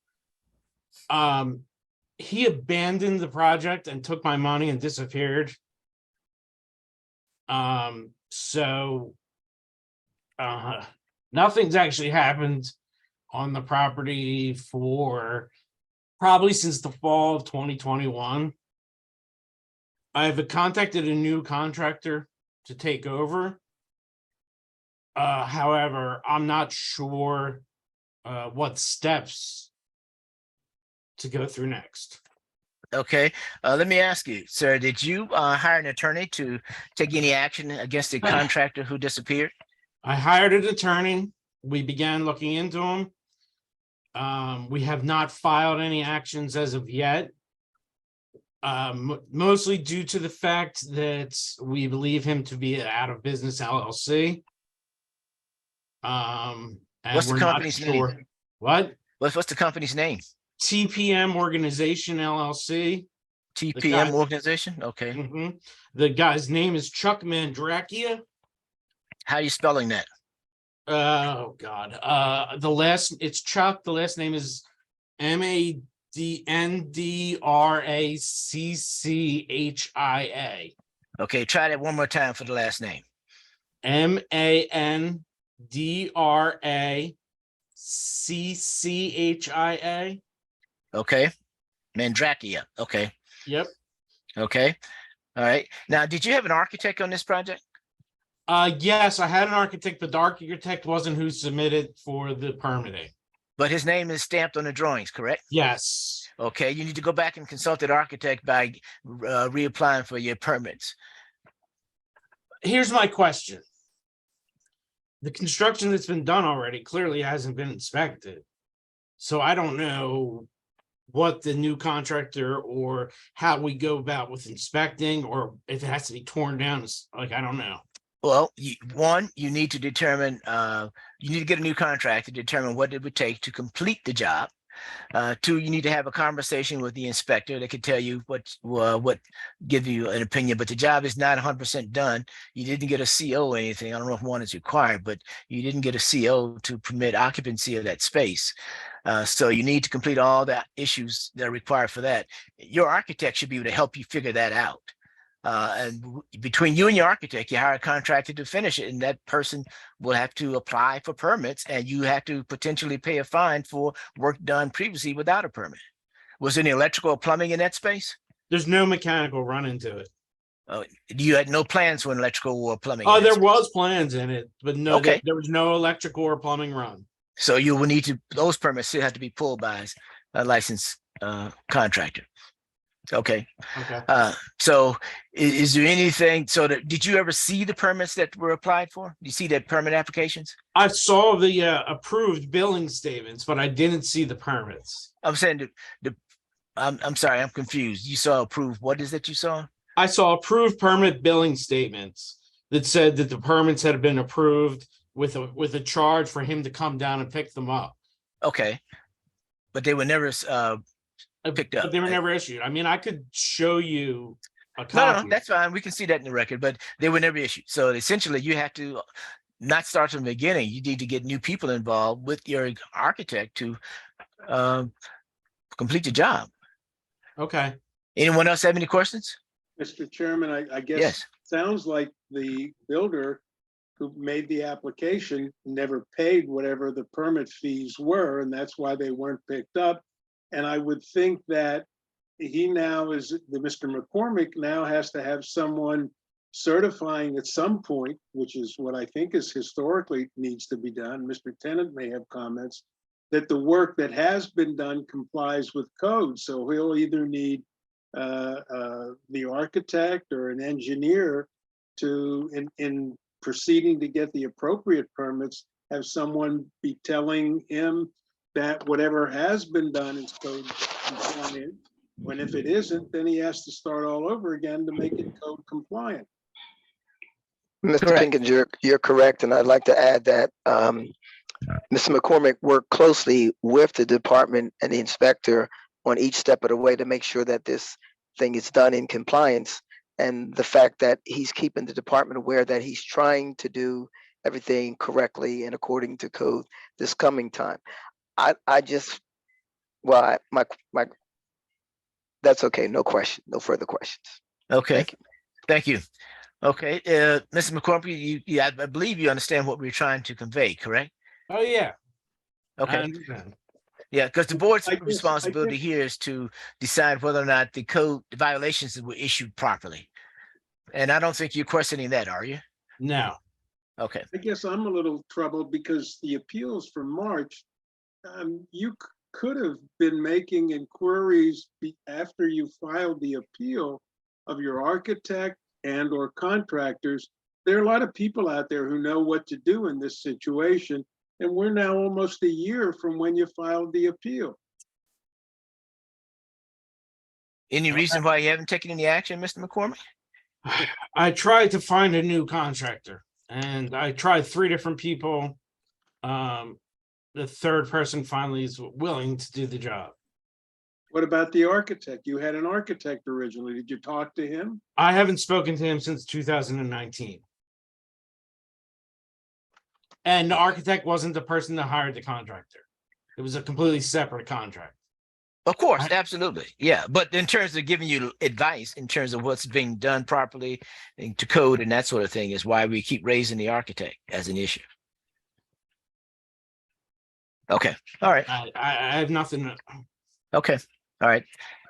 All right, thank you. If there's, okay. All right, thank you very much. Just one moment.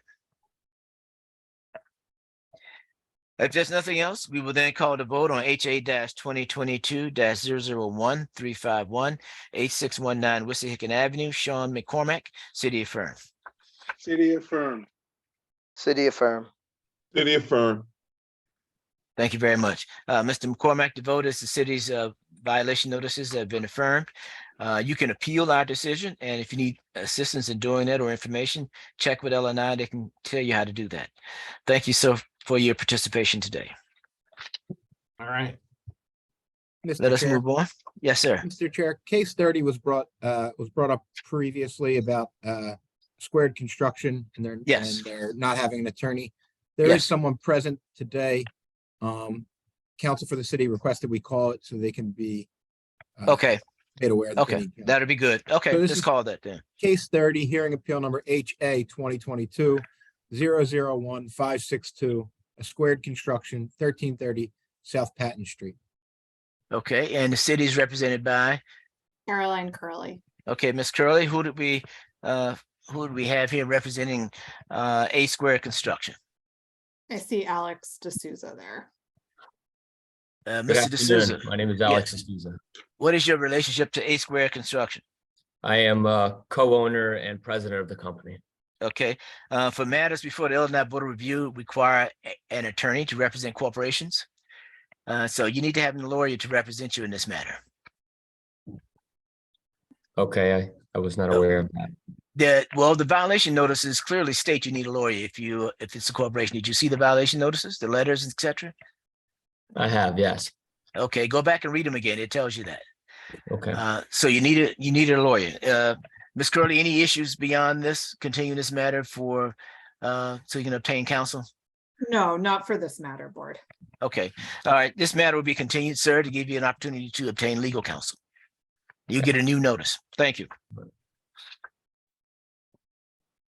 That brings us to case number 10, hearing appeal number HA 2022-004162, Kenneth Bentley, 5301 Haverford Ave. There's also a second appeal for the same appellant, same address, case number 35, hearing appeal number HA 2022-001825, Kenneth Bentley, 5301 Haverford Ave. Okay, who's representing the city? Caroline Curley. Ms. Curley, and do we have legal counsel for Mr. Bentley? Yes, Mr. Leon is present, I believe. Yeah, I'm here. Leon. Yeah, go ahead. Okay, I'm having problems. I'm not I don't see him. I'm here. Oh, okay, Mr. Leon, my apologies. Okay. So before we get started, Mr. Leon, would you put your name and representation on the record, please, indicating your client? Yes, I represent the appellant, Kenneth Bentley. I'm attorney Corey Leon, ID 330263. Is that all you wanted? Yes. But preliminarily, before we begin, though, we have these two different violations. Just want to ask both Ms. Curley and Mr. Leon, is it appropriate in this case to hear them both together? Or do we need to have separate hearings?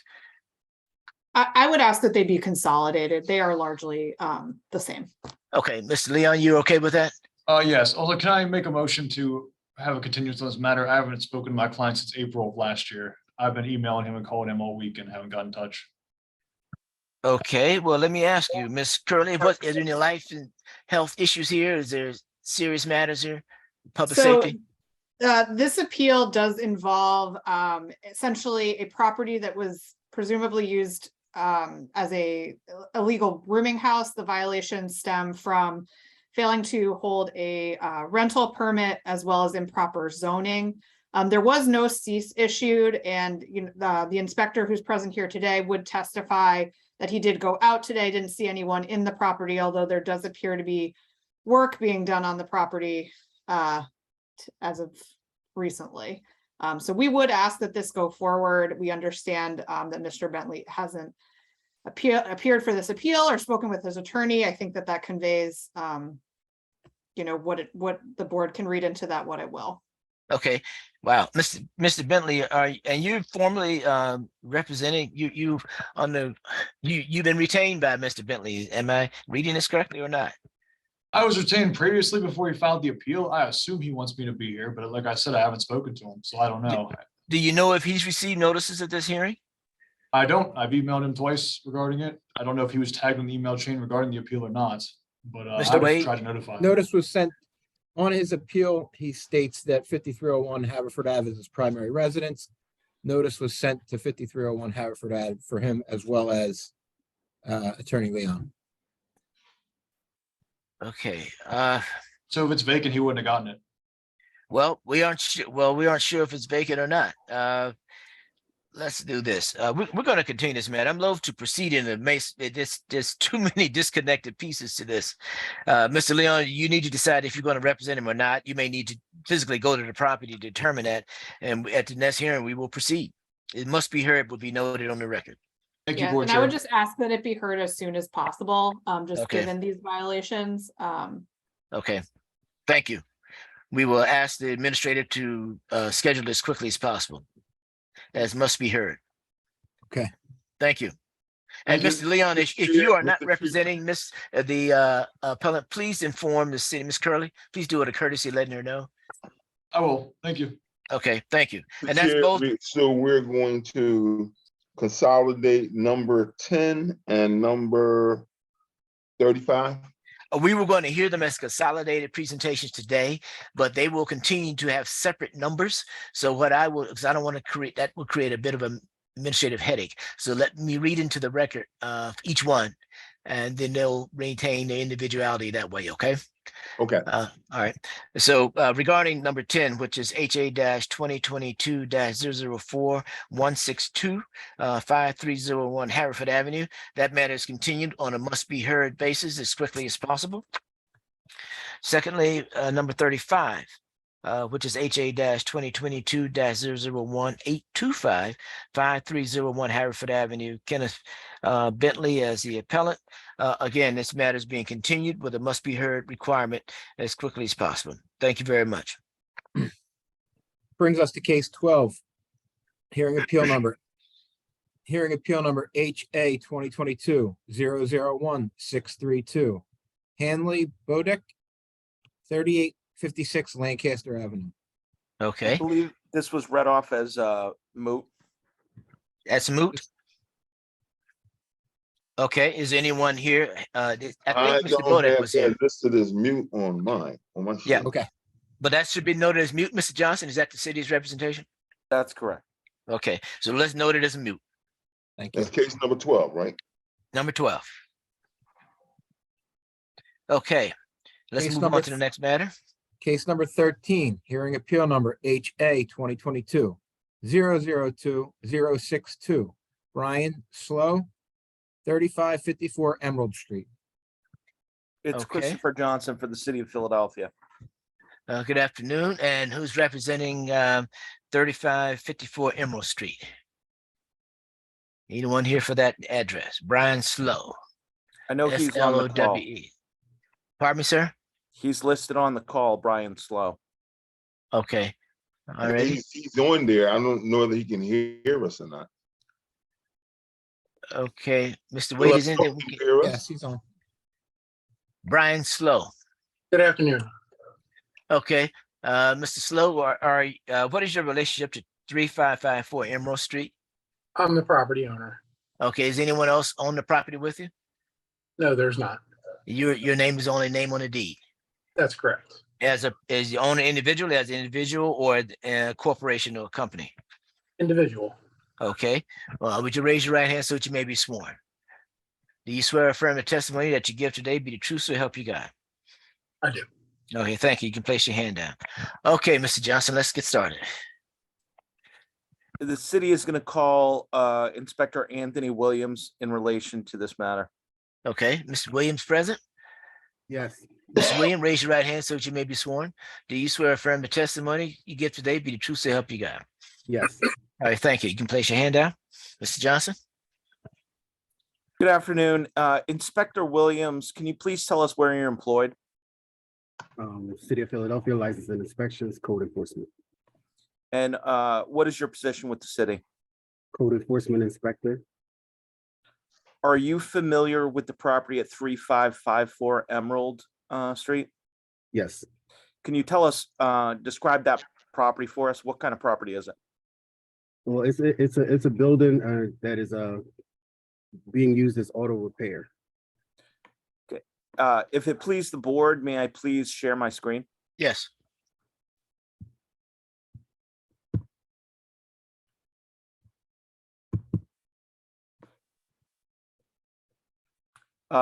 Inspector Williams, can you see the document that I'm showing you?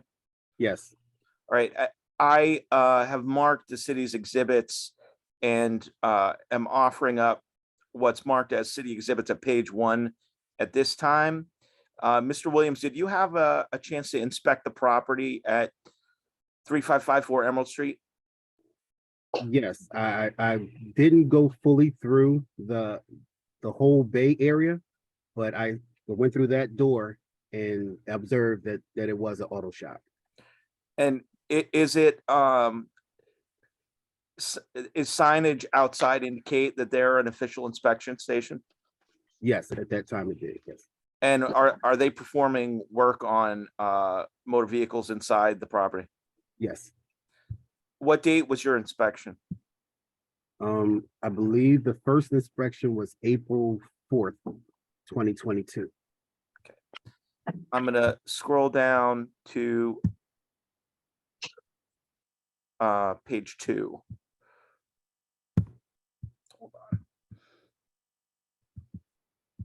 Hold on.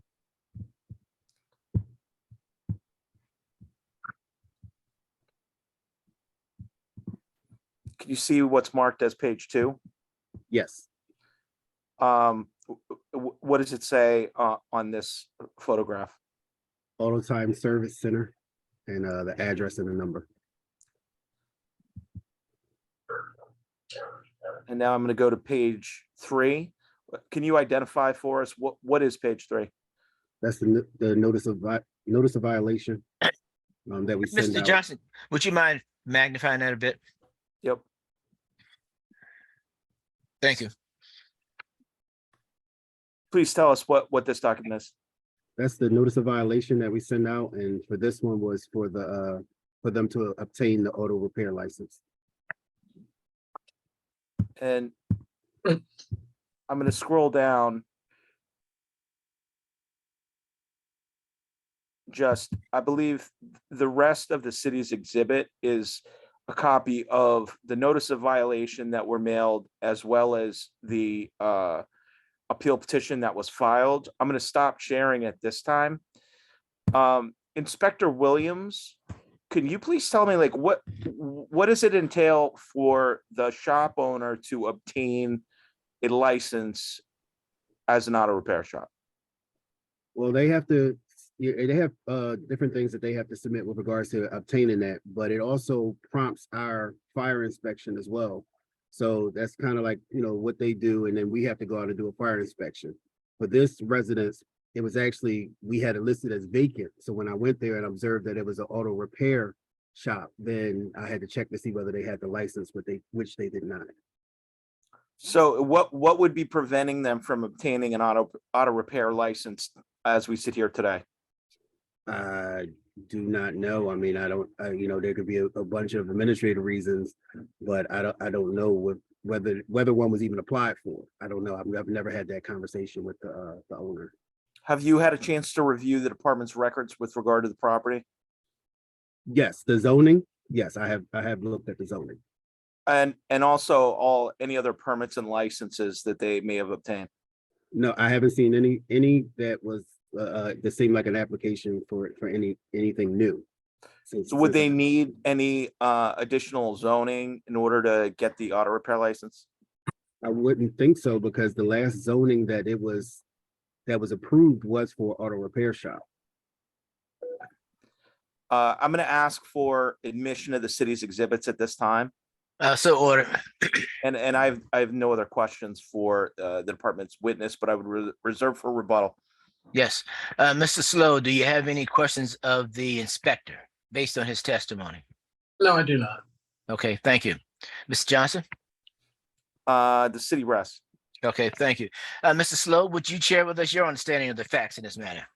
Absolutely. So everything that Mr. Williams has said is, I believe, to be true as well. When he originally came out to inspect the property, it was early April, I believe it to be the 4th of 2022, at which time I did not have the required license that he was asking for. I explained to him that it was unbeknownst to me that I needed this particular license. I thought it was my only duty to carry the commercial activities license, which I do have and is current. And at which time he informed me that there would be a violation submitted, and which I did get. And upon trying to apply for the license, I ran into a bunch of red tape pertaining from a fire that my business sustained in October of 2020. It goes back to, so like I said, I had a fire here, October of 2020, and there are numerous investigations still open that I'm trying to clear up in order for this business license to be obtained. Could you be more specific in terms of what's prohibiting you from getting a license from the city? Are there some outstanding taxes or other issues with the city that's standing in the way of you getting your sir. license? No outstanding taxes. It is a matter of this. Like I said, it came from the fire.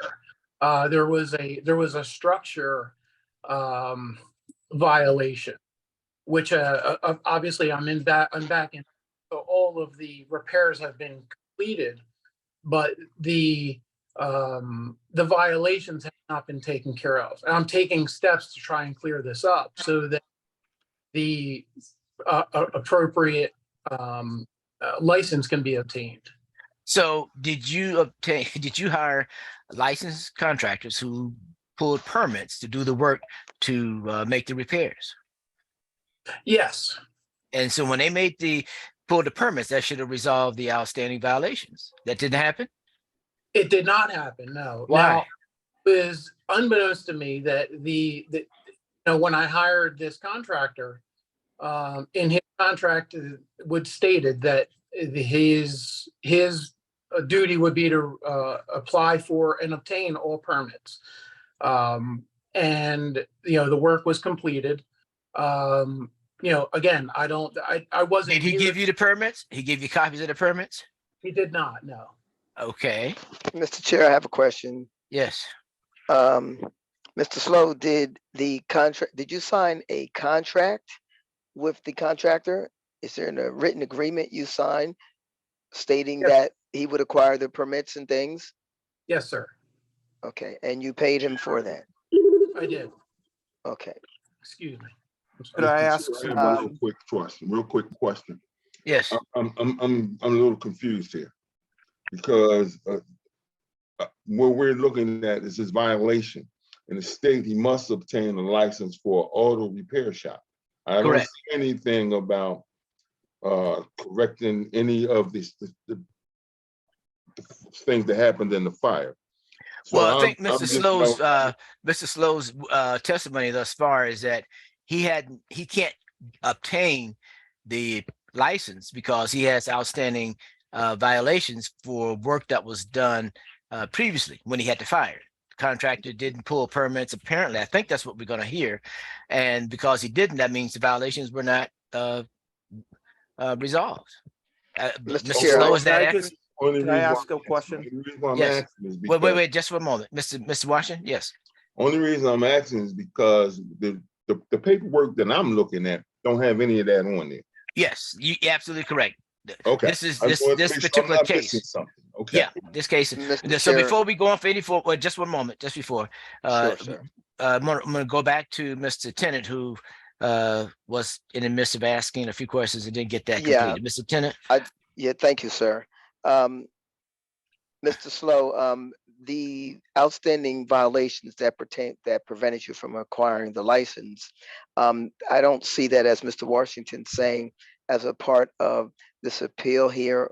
And I'm not sure from the city's law department, is that those violations included in this? And have you been notified about those violations? The only which- violations present in this appeal, the only relevant violation is the license. Okay, Mr. Johnson. But I can tell you that other violations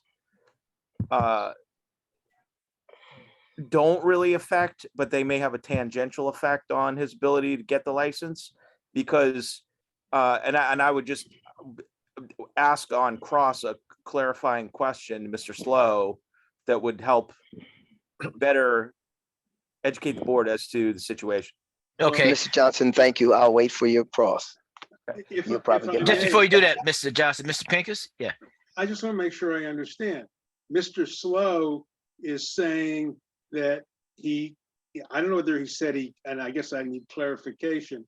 Either he can't apply or he has applied for the auto repair license, but it can't be, the department is saying it can't be issued because he first needs to resolve the violations that were outstanding regarding the repair work done after a fire. So I guess the Mr. Slow? question, Yeah. is that correct? I don't know whether Mr. Slow or Mr. That is correct. Johnson. Yes, that is correct. I did apply for this license, and due to the unsatisfied violations, they would not issue the correct license. Okay. Mr. Johnson, is that your understanding? Yeah, Mr. Slow, if I may, isn't it true that the department had issued an unsafe violation for the property due to the fire damage? Yes, that's correct. And okay, isn't it true that you need a final inspection on the repairs and the issuance of a CO before you can qualify to obtain a auto repair license? Yes, that's correct. And so if I may add, that is what I was alluding to when I had said I'm taking steps. I have, the engineer's report. I've tried to get the make safe permit, the CO, and I'm stuck due to this contractor being unavailable for the paperwork. Mr. Slow, I have a question. The fire created a make safe, and that should have been the very first violation that you should have went to resolve.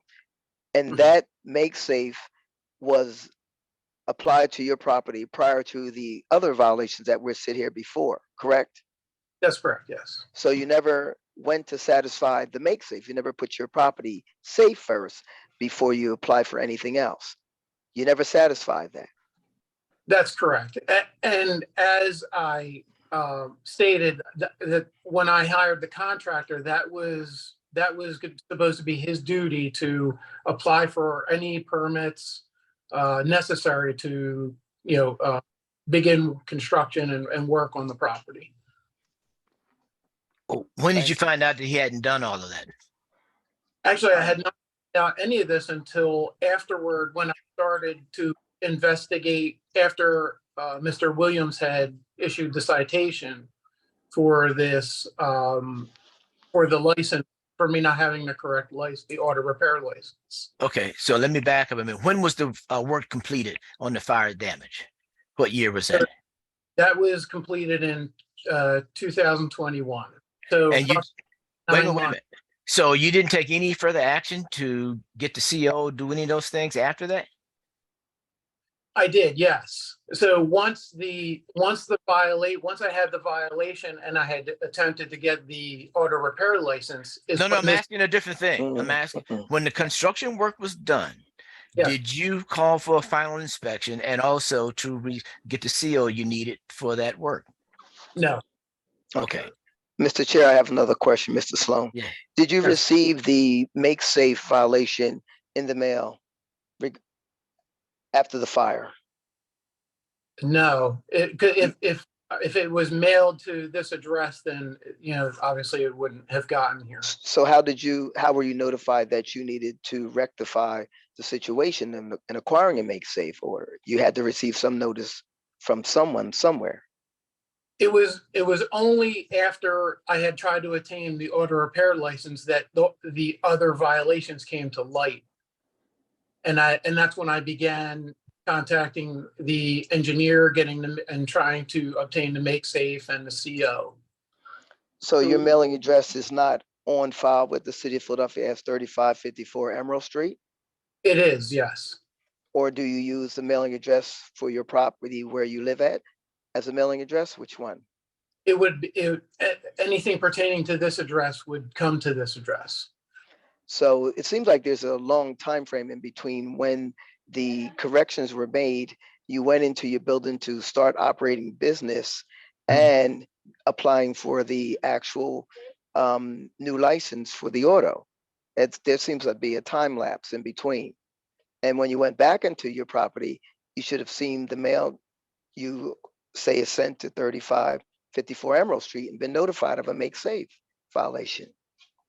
Correct. One would assume that, but like I said, but I believe due to the fire, the mail would help.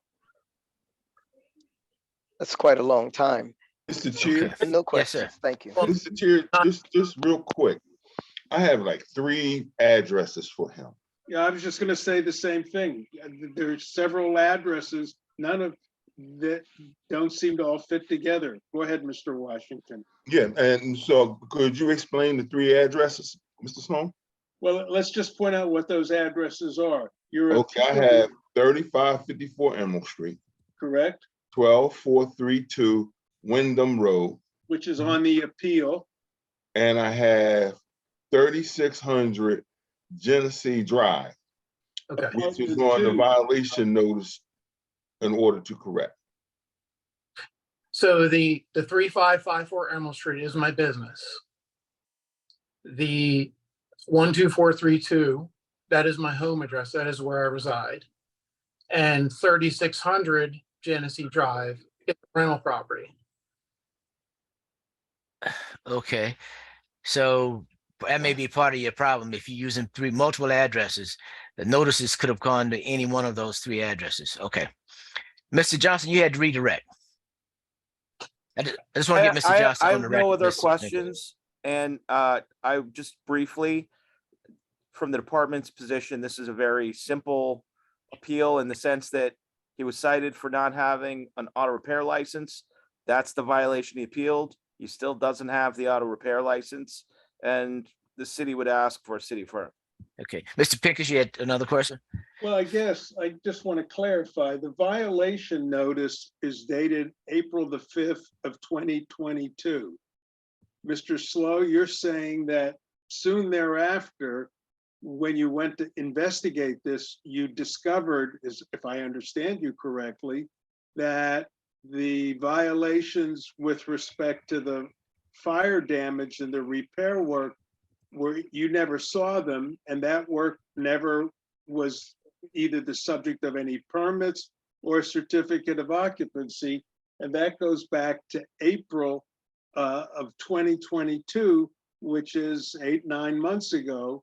And you're not anywhere, it sounds like you haven't been able to correct the underlying problem with respect to the fire damage repair work. And I guess, so what have you been doing? I mean, I think we could be sympathetic that if you didn't know about those, at least I could be sympathetic to the fact that you didn't know about these violations and you didn't know about needing the repair license, but you had 8 months to get these violations regarding the repair work straightened out. And why hasn't that been done?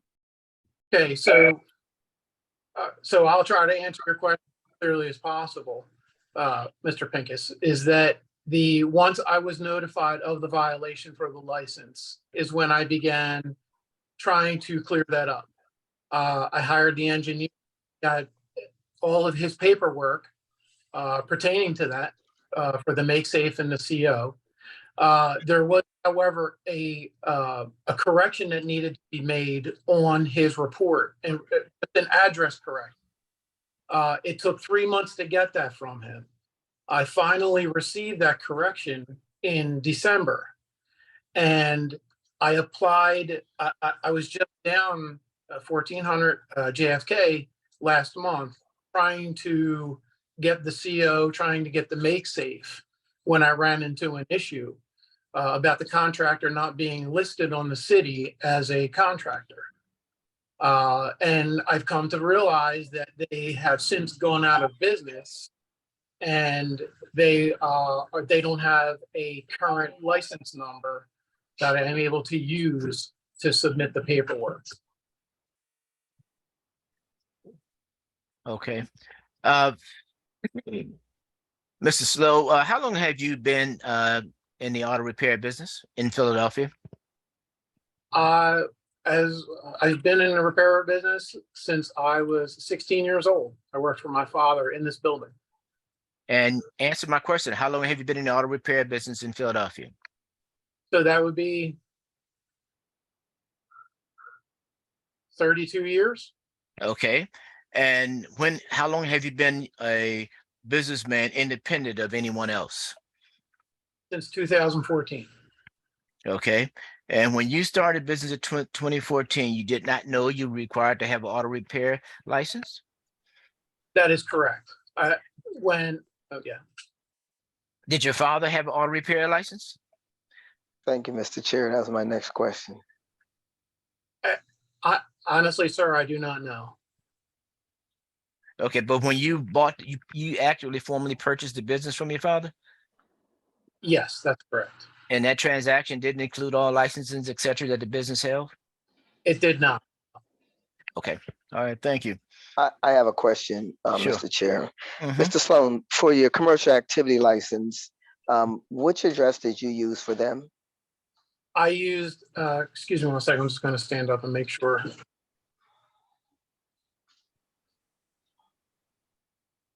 It's 3554 Emerald Street.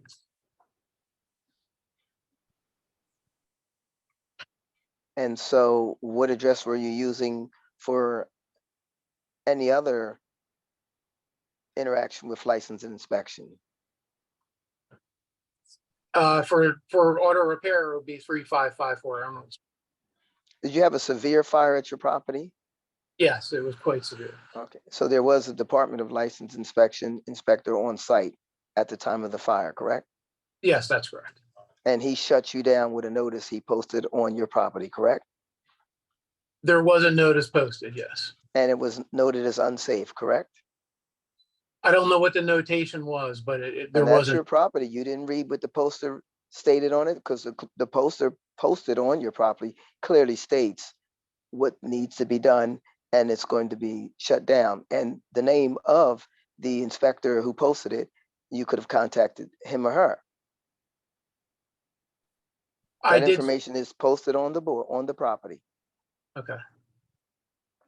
So you did not read that? I'm sure that I did read it, you know, but the time that has lapsed since then, I couldn't tell you who it was or what the sign had said. Well, that means you didn't take notice at the time and try to rectify or reach out to the department. No further questions. Thank you. Okay. Mr. Slow, anything else you want to add before we get to final argument from Mr. Johnson? No, sir. Other than, you know, I would like to, if it were just as simple as just to apply for this license and pay the fee, I would gladly do so. Okay. Okay, Mr. Johnson, any final argument? Yes, regarding this, the sole issue before the board is whether or not the violation is valid in terms of him having the license. The evidence can only leave us with the conclusion that he does not. The statute, the Philadelphia Code, requires certain things in order to obtain that license, and he needs to get those before he can apply for the license. But that is his responsibility, and that's the sole issue before the board, whether or not he has the license, which he does not. Therefore, we're asking for the city of Fern. Okay, thank you very much. All right, based on, Mr. yes, Chair, sir. could we meet for a moment? Sure, sure. We will go off the record. This is 3:58. We will return at 4:05. We will go into executive session. Mr. Tennant, give me a second. I'll give you the option. 4:07. We're now back on the record. Before we call the vote for number 13 on 3554 Emerald Street, I just wanted to see if there's any final argument from Mr. Slow or Mr. Johnson. Mr. Johnson, you're muted. Yes. I can Okay. just say that the board is simply looking at whether or not he has the required auto repair license. And a lot of the information the city would say is largely irrelevant to that issue. A lot of the information that was in Mr. Slow's testimony about that, but we're going to ask for a city of Fern. Okay, thank you. All right, Mr. Slow, if there's nothing else, we will then call the vote. Nothing else. Okay, thank you. With regard then to HA-2022-002-062 3554 Emerald Street, Brian Slow, City of Fern. City of Fern. City of Fern. I don't think Mr. Pink is. Mr. Pincus, you're muted. We'll wait on your vote. My apologies, city affirmed. Thank you very much. Mr. Slow, the vote is city affirmed. You may appeal our decision if you choose to. Check with LNI administration. They can give you information as to how you should make that appeal. Thank you very much. Thank you. Okay, have a Mr. good Chair, may I afternoon. be excused? I'm sorry. Yes, sir. All right, thank you, sir. Thank you, Mr. Chair. Okay. All righty, Mr. Wade, what do we have next? Case number 14, hearing appeal number HA 2022-001-997, 1602 Lindley Ave, Mabel Kane. Okay, who's representing the city?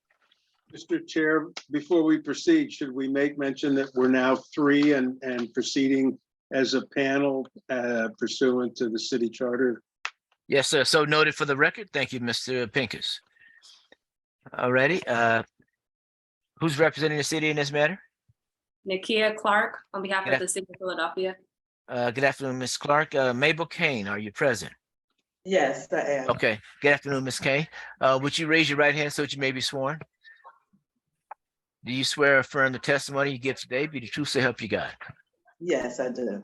Okay, thank you. Ms. Kane, before we proceed, a couple of preliminary questions for you. Are you the owner of this property? Yes, I am. Are you the only person on the deed? Yes. Okay, thank you very much. Let's proceed. Ms. Clark? So this case is in reference to a property maintenance violation issues for debris at the property as well as a disconnected downspout at the property located at 1602 Lindley Avenue. And at this time, the city would like to call its witness, Inspector Anthony Williams. Good afternoon, Mr. Williams. You've unmuted. Oh, there you go. If you raise your right hand, sir, to be sworn, do you swear or affirm the testimony you give today be the truth so help you God? Yes. Okay, thank you. All right, Ms. Clark. Inspector Williams, can you please state your name and occupation for the board?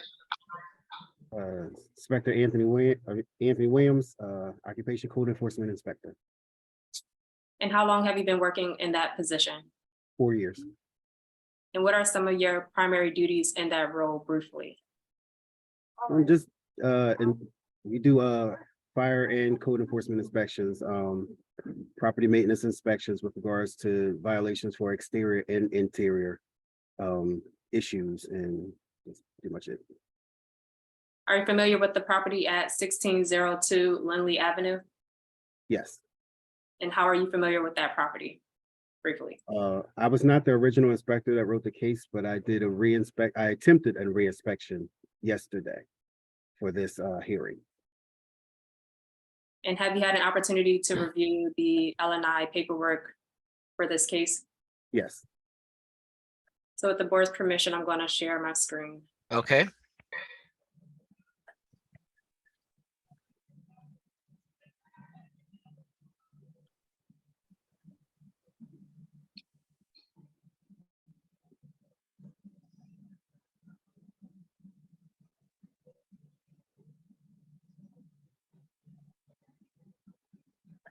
So at this time, I'm referring the board and the inspector to what has been previously marked as City's Exhibit 1.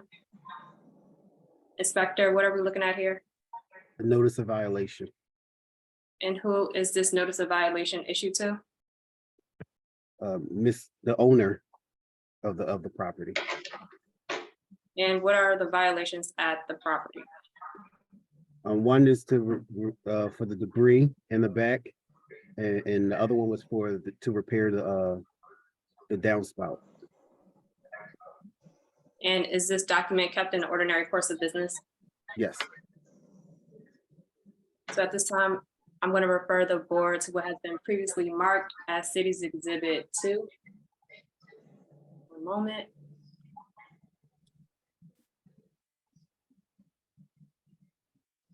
I'm going to zoom out. So Inspector, I'm showing you what has been previously marked as City's Exhibit 2. What are we looking at here? That is the downspout that is not connected to the under drain.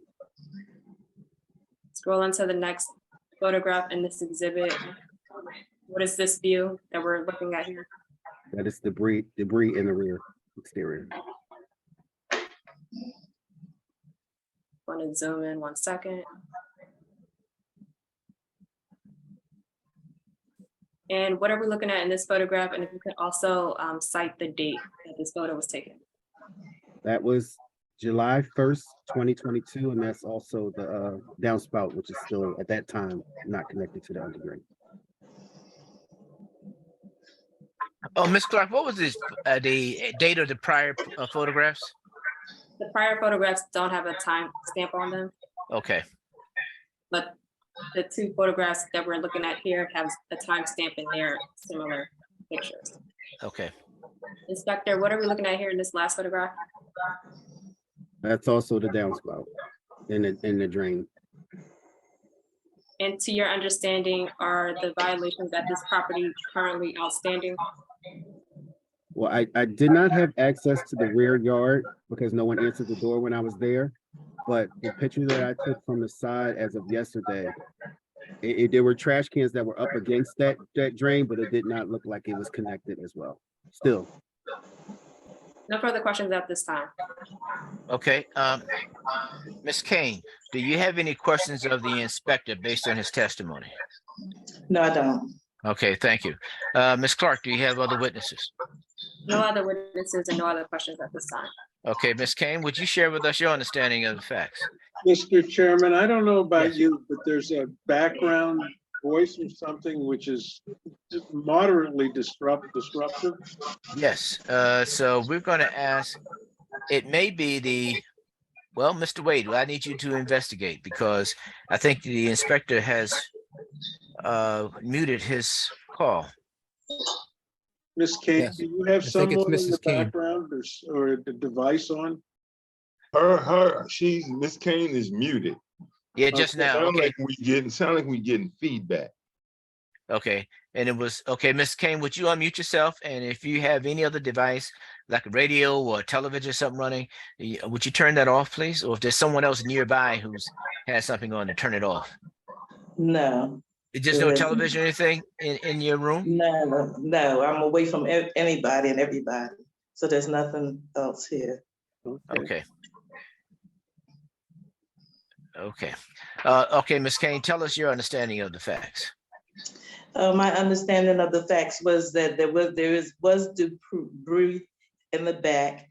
Right now it has all been removed, and the downspout, I have a roofer, checking the roof and everything, and I'm going to have the downspout done at the time that he at the time that he finishes that.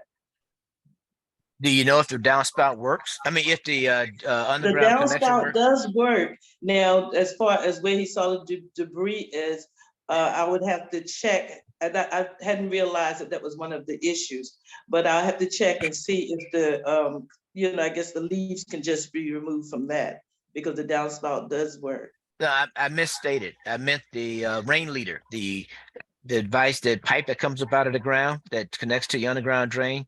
Is that portion of your system working? I don't know. I thought it was, but I couldn't tell you.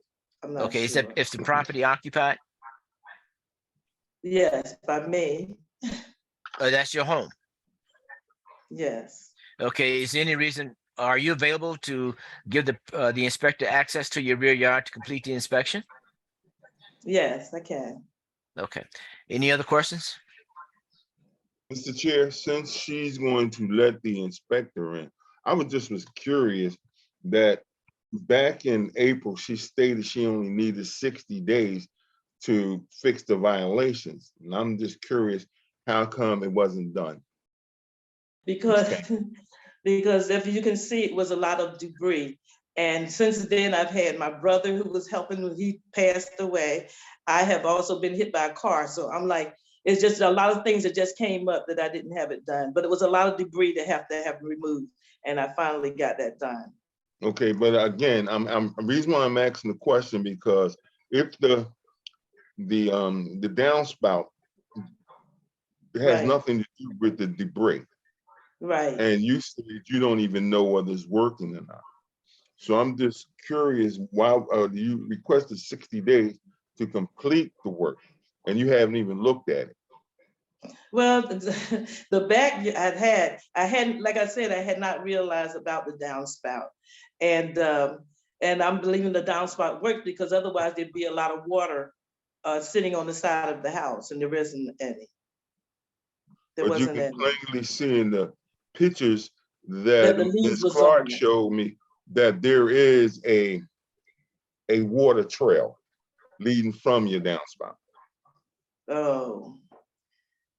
So I am not a young person and I'm just trying to get everything done. There's so much stuff that is going on, that I have to have Mr. done. Chair, no more So I'm questions. just- Okay, yeah. thank you. Any other questions from anyone? Any other questions? Okay, Ms. Clark, any final argument? No, the petitioner has already admitted to the violations and we're going on almost a year and the property is still not in compliance. So for those reasons, the city would respectfully request the city affirm from the board. And we would also request that all exhibits presented today be admitted into evidence. Okay, now regarding the exhibits, so moved that they be submitted for the record. Ms. Kane, did you have any final comments to make regarding this issue?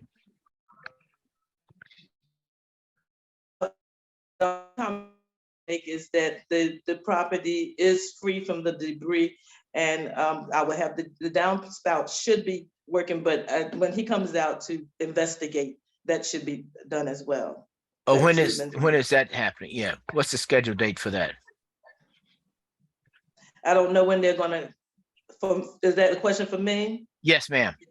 Well, they said that. Well, you just said that you want me to let him know when to come out so that he can inspect the yard. So anytime that he's ready. No, I'm asking a different question. When is the company, whomever you've hired, coming out to make the repair to connect the downspout? I can have that done I'm gonna have that done this week. I'm gonna have them look at it and see if they So need that has to. not been scheduled yet.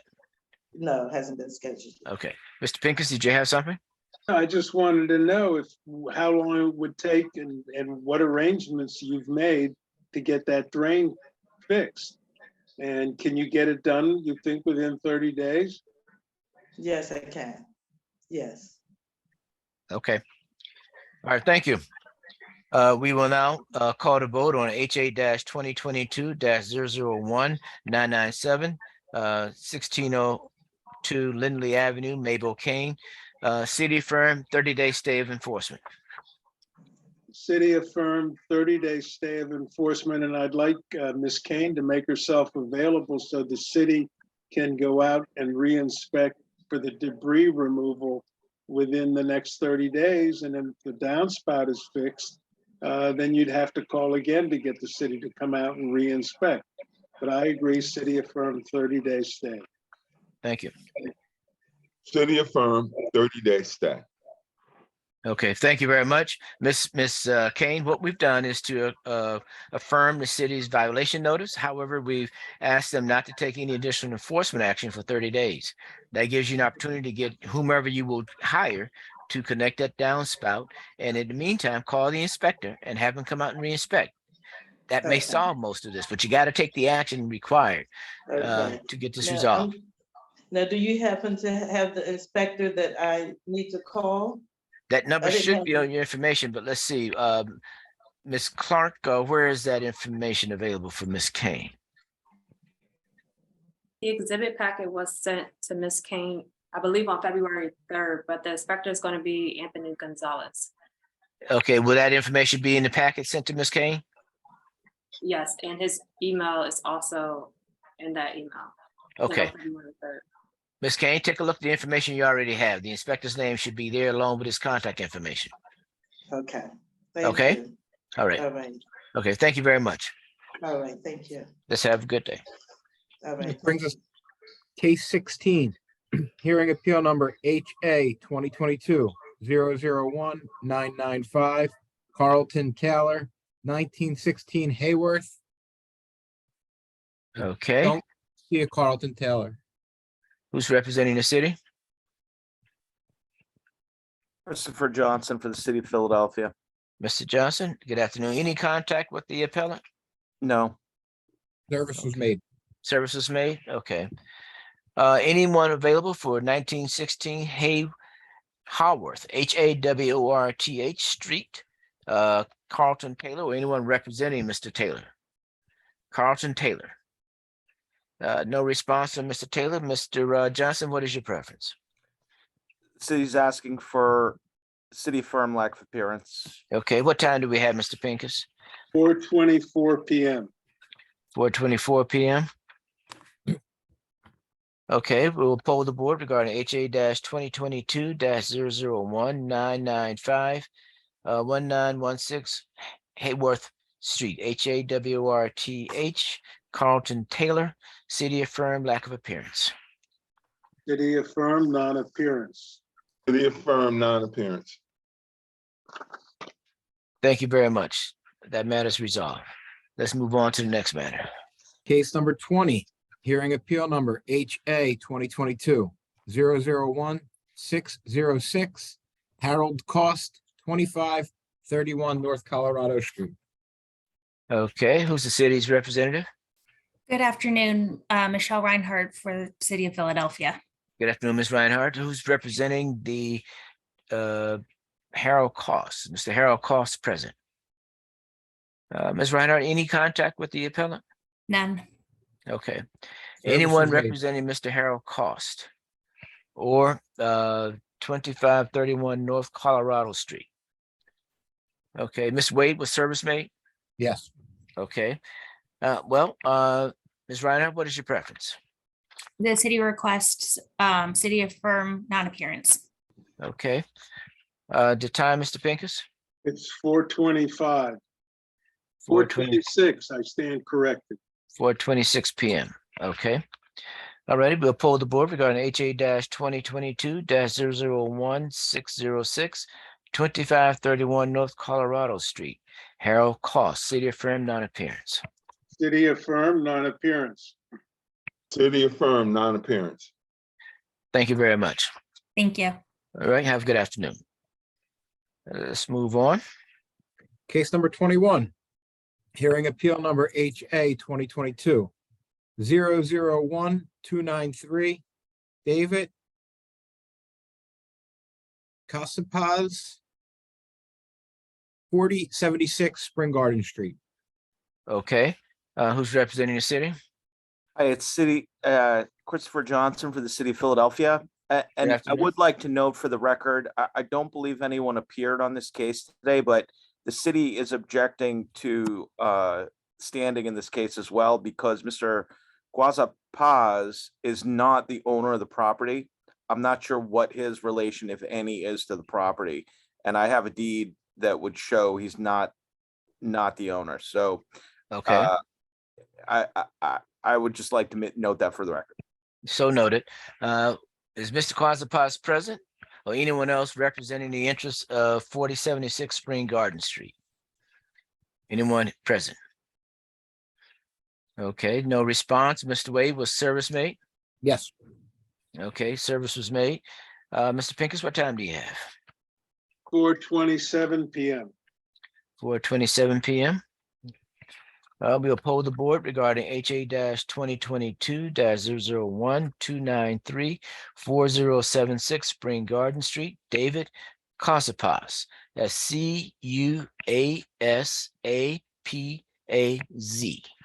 City affirmed non-appearance.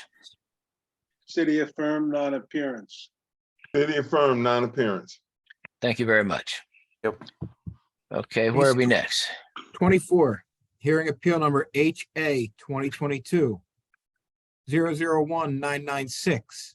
Alicia Kemp, 1345 West Seltzer Street. Okay, who's representing this matter? Good afternoon, Michelle Reinhardt for the city. Afternoon, Ms. Reinhardt. Ms. Alicia Kemp, are you present? Yes, I am. Okay. Ms. Kemp, okay. Ms. Kemp, is it possible to widen that screen a bit just so that we can see your complete face? Let me see. That's better. It was Oh. better. Okay, if you could keep it there, that would be helpful. Okay. I need you to raise your right hand so that you can maybe sworn. Do you swear or affirm the testimony you give today be the truth to help you God? Yes, I do. Okay, thank you. You can place your hand down. Okay, Ms. Reinhardt, do you have any witnesses today? I do. Inspector Stacy Jones. Okay. Hello. Ms. Jones, can you give Oh, us I your image, apologize. please? Let me see. Can you see me? There I am. Oh, okay. Okay, Ms. Jones, give your right hand. Would you raise your right hand so that you may be sworn, please? Do you swear or affirm the testimony you give today be the truth so help you God? I do. All right, thank you. Place your hand down. Okay, Ms. Reinhardt. Thank you. As an initial matter, I would like to make a standing objection based on the jurisdictional limits of this board. I'd like to say to 803.2 of the administrative code, which in relevant part states that an appeal shall be filed within 30 days of the date of the action being appealed. In this instance, the action being appealed is the notice of violation. And just to walk through the timeline, the notice of violation was issued on March 23rd, 2022. The deadline for the appeal was April 22nd, 2022. And this appeal was filed on April 29th, 2022.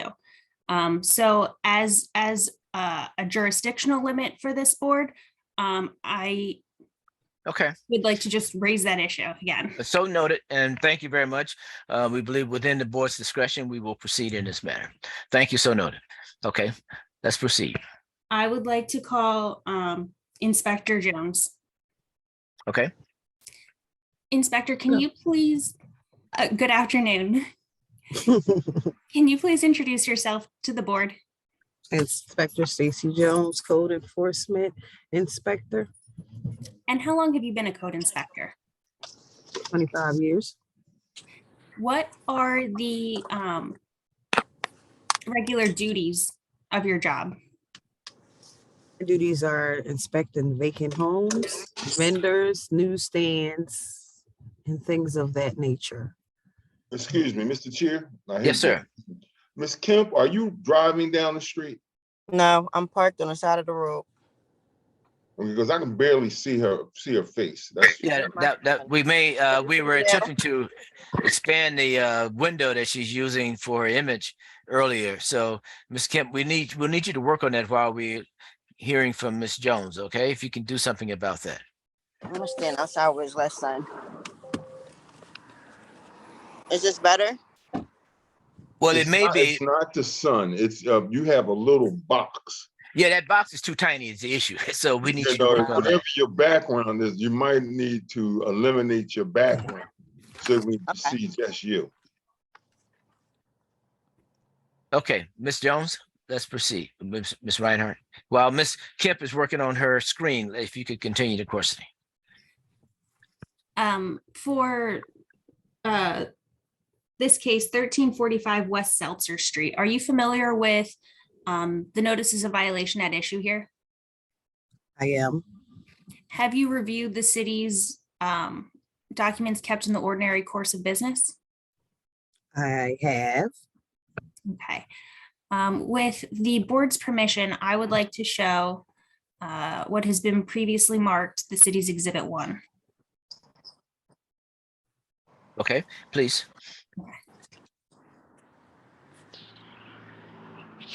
Oh, it is just taking one moment.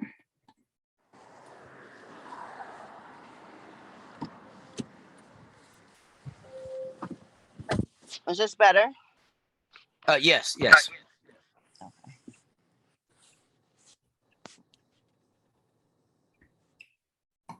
While she's speaking, can I say something? No. We have to do this in order. So while she's Oh, okay. speaking, you'll be called on in a moment.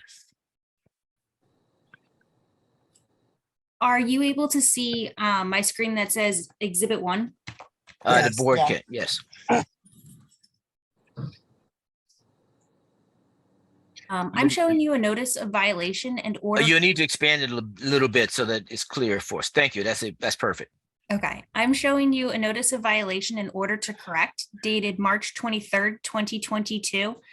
Can you tell us about this notice? That is our standard notice we write. I mean, we send out when we write violations on a property. Okay, and this is for 1345 West Seltzer Street. Can you tell us about what the violations were that were found? Lack of a vacant license for the premises. Vacant structure must be kept clean, secure, sanitary. There's no numbers identifying the building. And the vacant land violation that speaks of everything needs to be intact. And then it gives you the violations of what's boarded that needs to be fixed. And it notes on the last page, I believe that there were 3 windows and 1 door that were boarded at the time. Is that correct? Correct. Okay. I forgot to ask in the beginning if you could tell us when the property was initially inspected. The inspector, it was actually inspected on the 22nd and the notice went out on the 23rd. Okay. And can you tell from the notice of violation itself when the right to appeal expired? The 22nd of April. Okay. Now, this violation,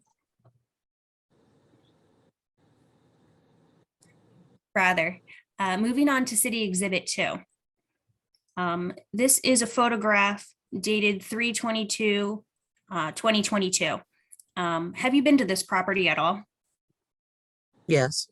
Okay, is this a photograph of the property? It is.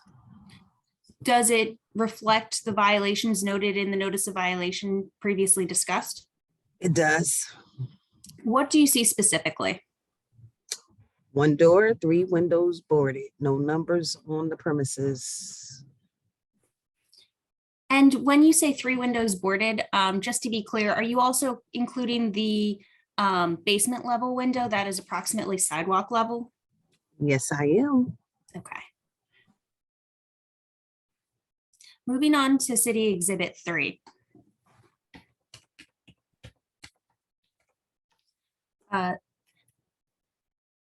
This is a photograph dated June 6th, 2022.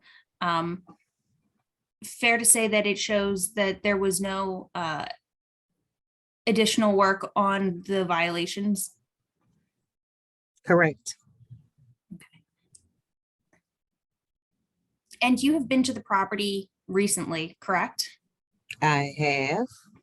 Uh, oh, I apologize. What date was No. this? That would be February the 10th. Okay, and what did you find? One window still boarded, still no numbers. Okay, and it is still vacant? It's still vacant. Okay. I have no more questions for this witness. Okay. All right, thank you. Just, do you have any additional witnesses? No. Just, okay. All righty, Ms. Kemp, thank you for changing the image. That's very helpful. Do you have any specific questions of the inspector based on her testimony?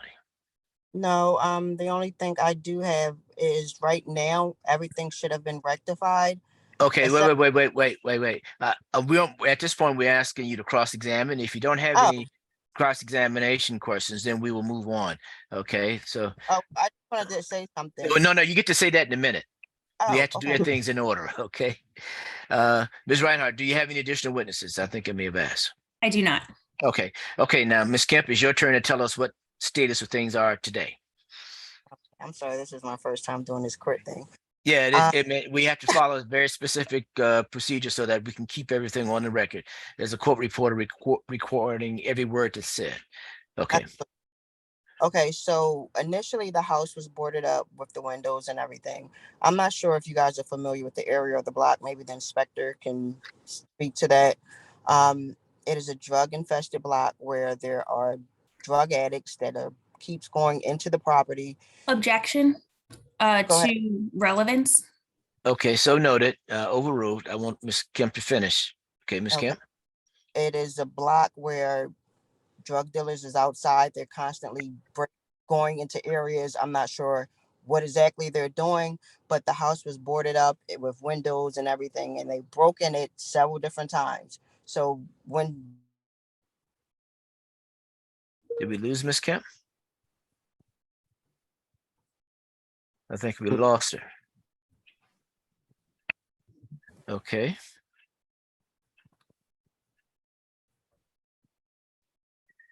Mr.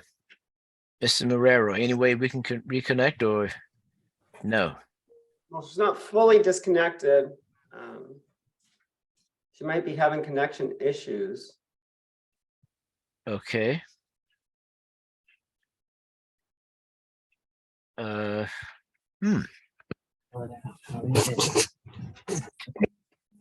forgot to Let's- sign up. Let's do this. Ms. Reinhardt, we can't just sit here, of course. We need to do something. Oh, there she is. Ms. Kemp, we heard nothing that you said in the last 3 minutes and your screen was completely blank. So I'm not sure what's happening on your end. my phone timed out, I forgot, I said a lot. Okay. so Well, what we really need you to share with us is a couple of things. Given that the violations about the boarded up windows and door, we Okay, need to hear from you in terms of how long that's happened. If there's been break-ins, when did that happen? And when do you plan to make a change? Well, they're changed now. I know she just said she went there on the 10th, and it's just one thing that was boarded up because they threw a rock through the window. So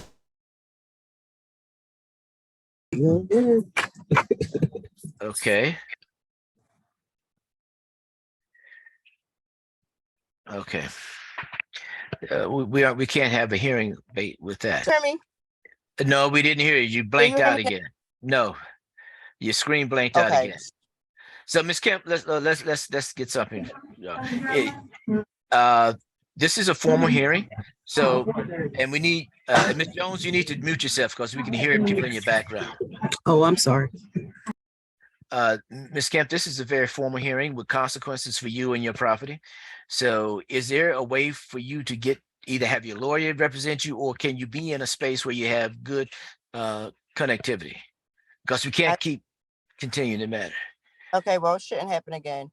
So, but to the doors, it was broken into, the windows was busted out. They went in the house several different times. Everything has been rectified. The only thing that needs to have is identifiers, and the wood that's up is just for them not to be able to get in again. Okay, how long has the house been vacant? Since I bought it, maybe 2 years. Is there are any plans to renovate the house and move people in it? Yes, the house is almost basically completely done. You have construction in progress now? It's done. You had construction done by a contractor? Yes, Did you pull permits for that stuff? they did. You have copies of the permits? No, I don't have any of that. Okay, I'm asking you these questions because if you have permits and other things that represent work that's been done, Ms. Jones and the inspectors can pull that and be able to potentially resolve your outstanding matters. However, if those contractors didn't get permits, your problems just got bigger. Okay, Yeah, so what we need to do, your testimony today is that you've made substantial repairs to the property and that most, if not all, the violations should be corrected by now, correct? yes. Okay, now Ms. Jones says she was at the property a few days ago. So have you or anyone else called her to permit her to meet her there for an inspection? No, I don't have her contact information, so I can call her. I can get her information, and then we can do an inspection. Okay, Ms. Jones, if you can unmute yourself. Ms. Jones, did you leave a card or anything at the house so that Ms. Kemp can connect with you? No, Okay, so we Ms. Reinhardt, normally don't leave cards at vacant houses. And okay, I've called the city several times to like get a contact number, and then they just said I have to wait through the process. So I would have been done that part. okay. What I'd like to do is to Ms. Jones, two things. If you Mhm. could put a contact number in the chat area, Ms. Kemp, you can get that. And you can call Ms. Jones to arrange for an inspection. The other thing, Ms. Jones, I don't know if you heard it, Ms. Kemp testified that the property's been renovated. And so please check to see if the permits pulled for the address Okay. in the record, and we just need to know that. Ms. Reinhardt, I think that would get us a resolution to this matter. It would depend on the outcome. I can't say for sure. I will say that the appeal, What's so? Yeah, Ms. Jones is speaking and interfering with Ms. Reinhardt's testimony. Ms. Jones, we could hear you, so you need to mute if you're going to be talking to anyone else, okay? So please do. Yes, Ms. Reinhardt? I can't say for sure. Okay. Okay. Let's do this. Ms. Kemp, are you still there? Okay, Ms. Kemp is going off again. Mr. Pincus, you have any comments? Seems we might have a catch-22 again because there's no vacant property license. And I guess either it would have to be vacant or she would have to get a certificate of occupancy for the work that's been done. So she could, and a rental, I assume it's an investment, so it would be a rental property. So she'd need to get a rental license and, you know, the whole rigmarole, as they call it. Yeah. So this is, it doesn't get done, or it's not the kind of thing you can do overnight. Correct. Okay. I would additionally like to add that the appeal is about as the violations existed at the time that the notice was written, rather than whether they exist today. And my reading of the appeal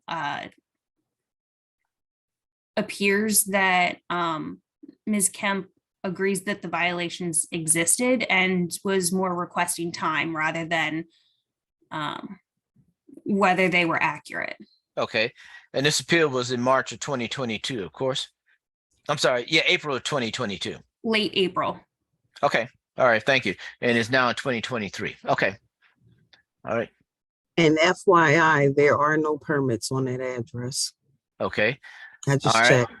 Okay. Thank you. That's Ms. Jones speaking. Okay. All right. I think I have any closing comments from anyone?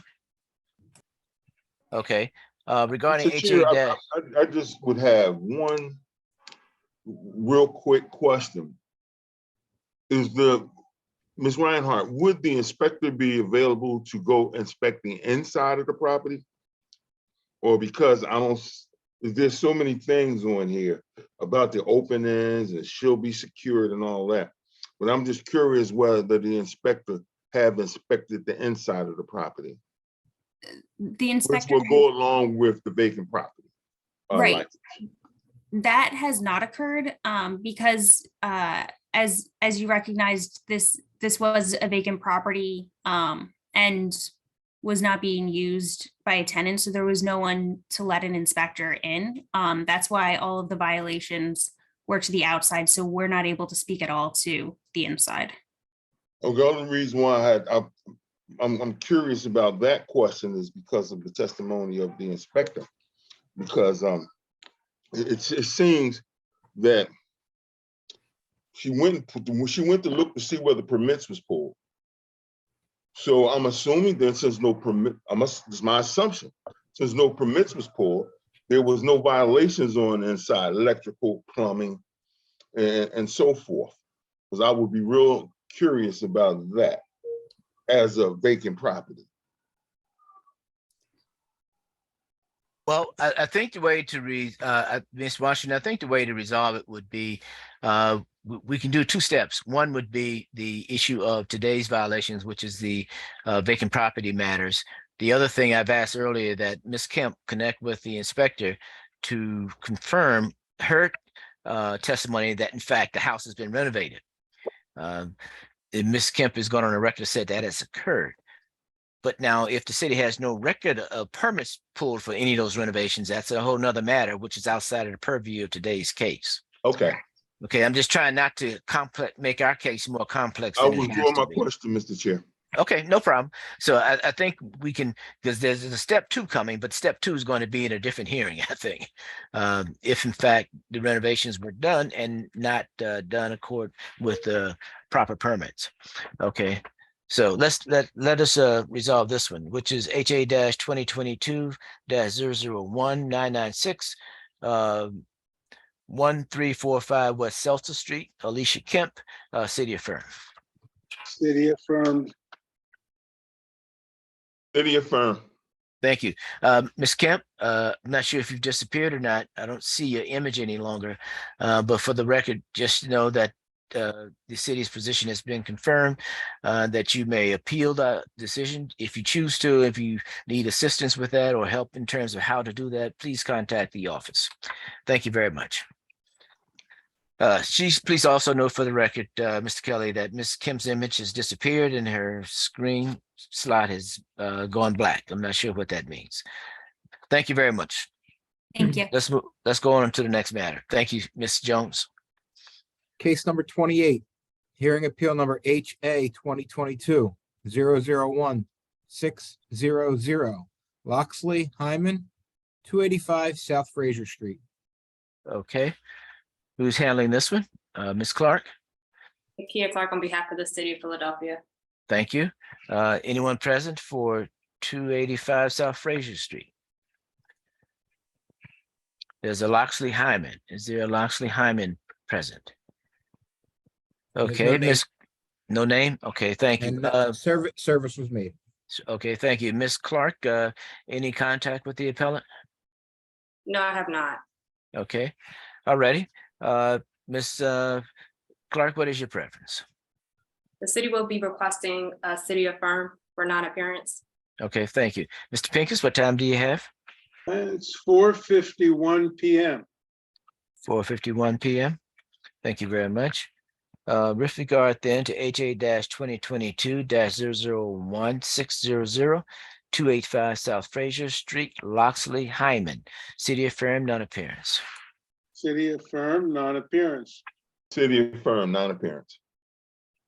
Thank you very much. That resolves that matter. Okay. Thank you, Ms. Clark. Okay, what's the next one?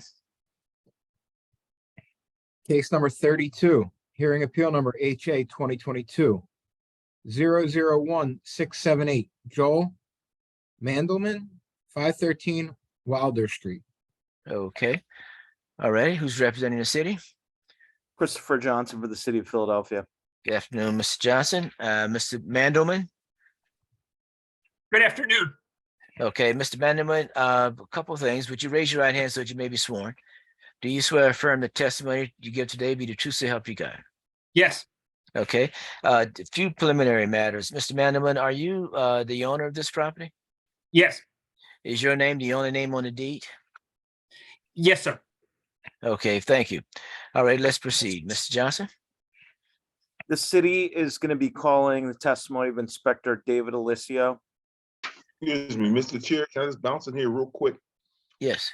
Simplified LCE Record, is that a company? LLC?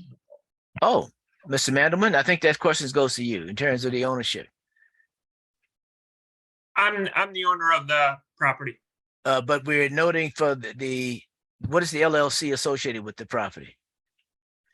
I'm not sure what document Mr. Washington's referring to. Ms. Washington, what are you referring to? I'm looking at the violation notice in order to correct dated 3/10/2022. Okay. Mr. Johnson, can you help us with that? I can tell you it may have been an additional notice that went out to a contractor. But Okay. I can verify that Mr. Mandelman is the owner of the property if the board would like. Yes, please do that. Thank you. Please. Thank you. Yeah. Mr. Mandelman, it's important that we assure that we are working with the rightful owner so that there's no fraud being perpetrated and or the wrong person is involved with the matter.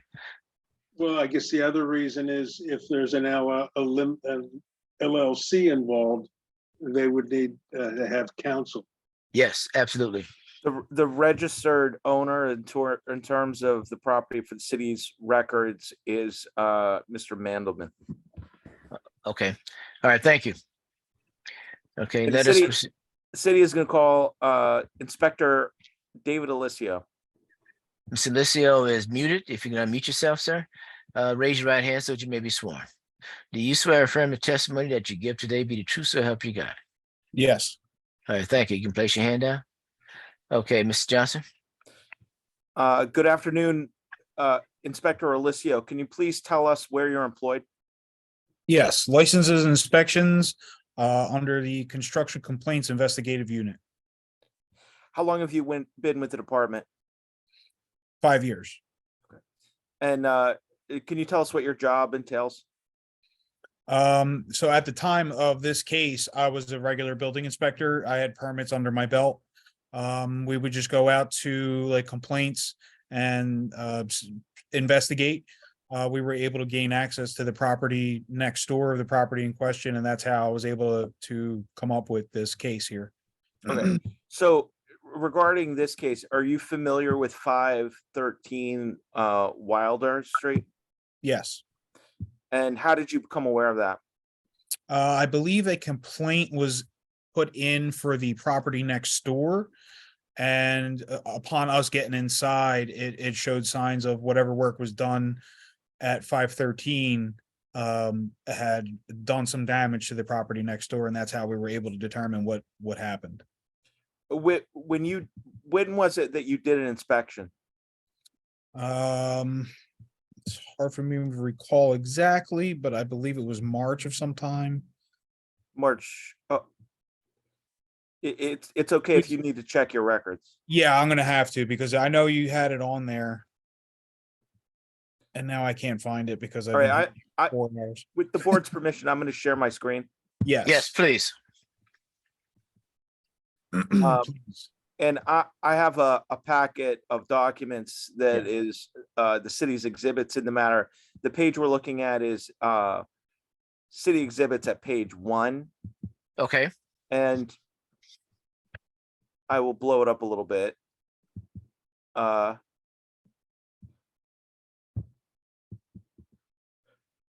Are these photographs that you took inside the property? Yes.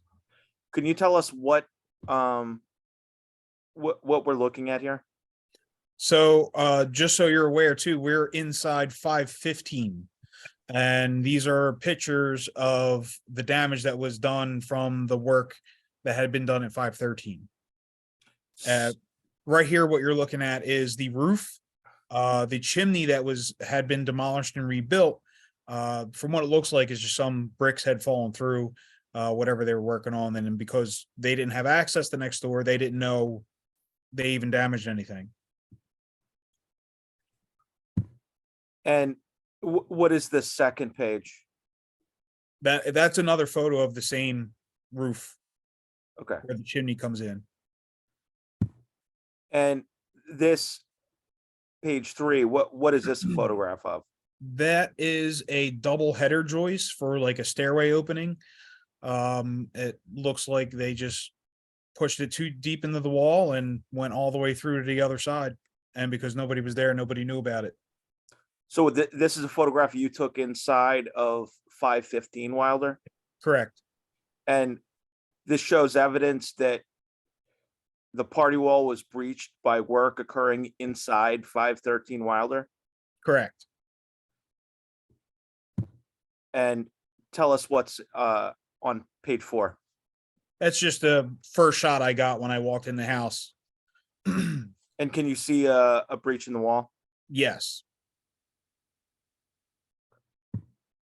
Now, on page 5, May you magnify it a bit? I'm going to Mr. Johnson? magnify it a little bit.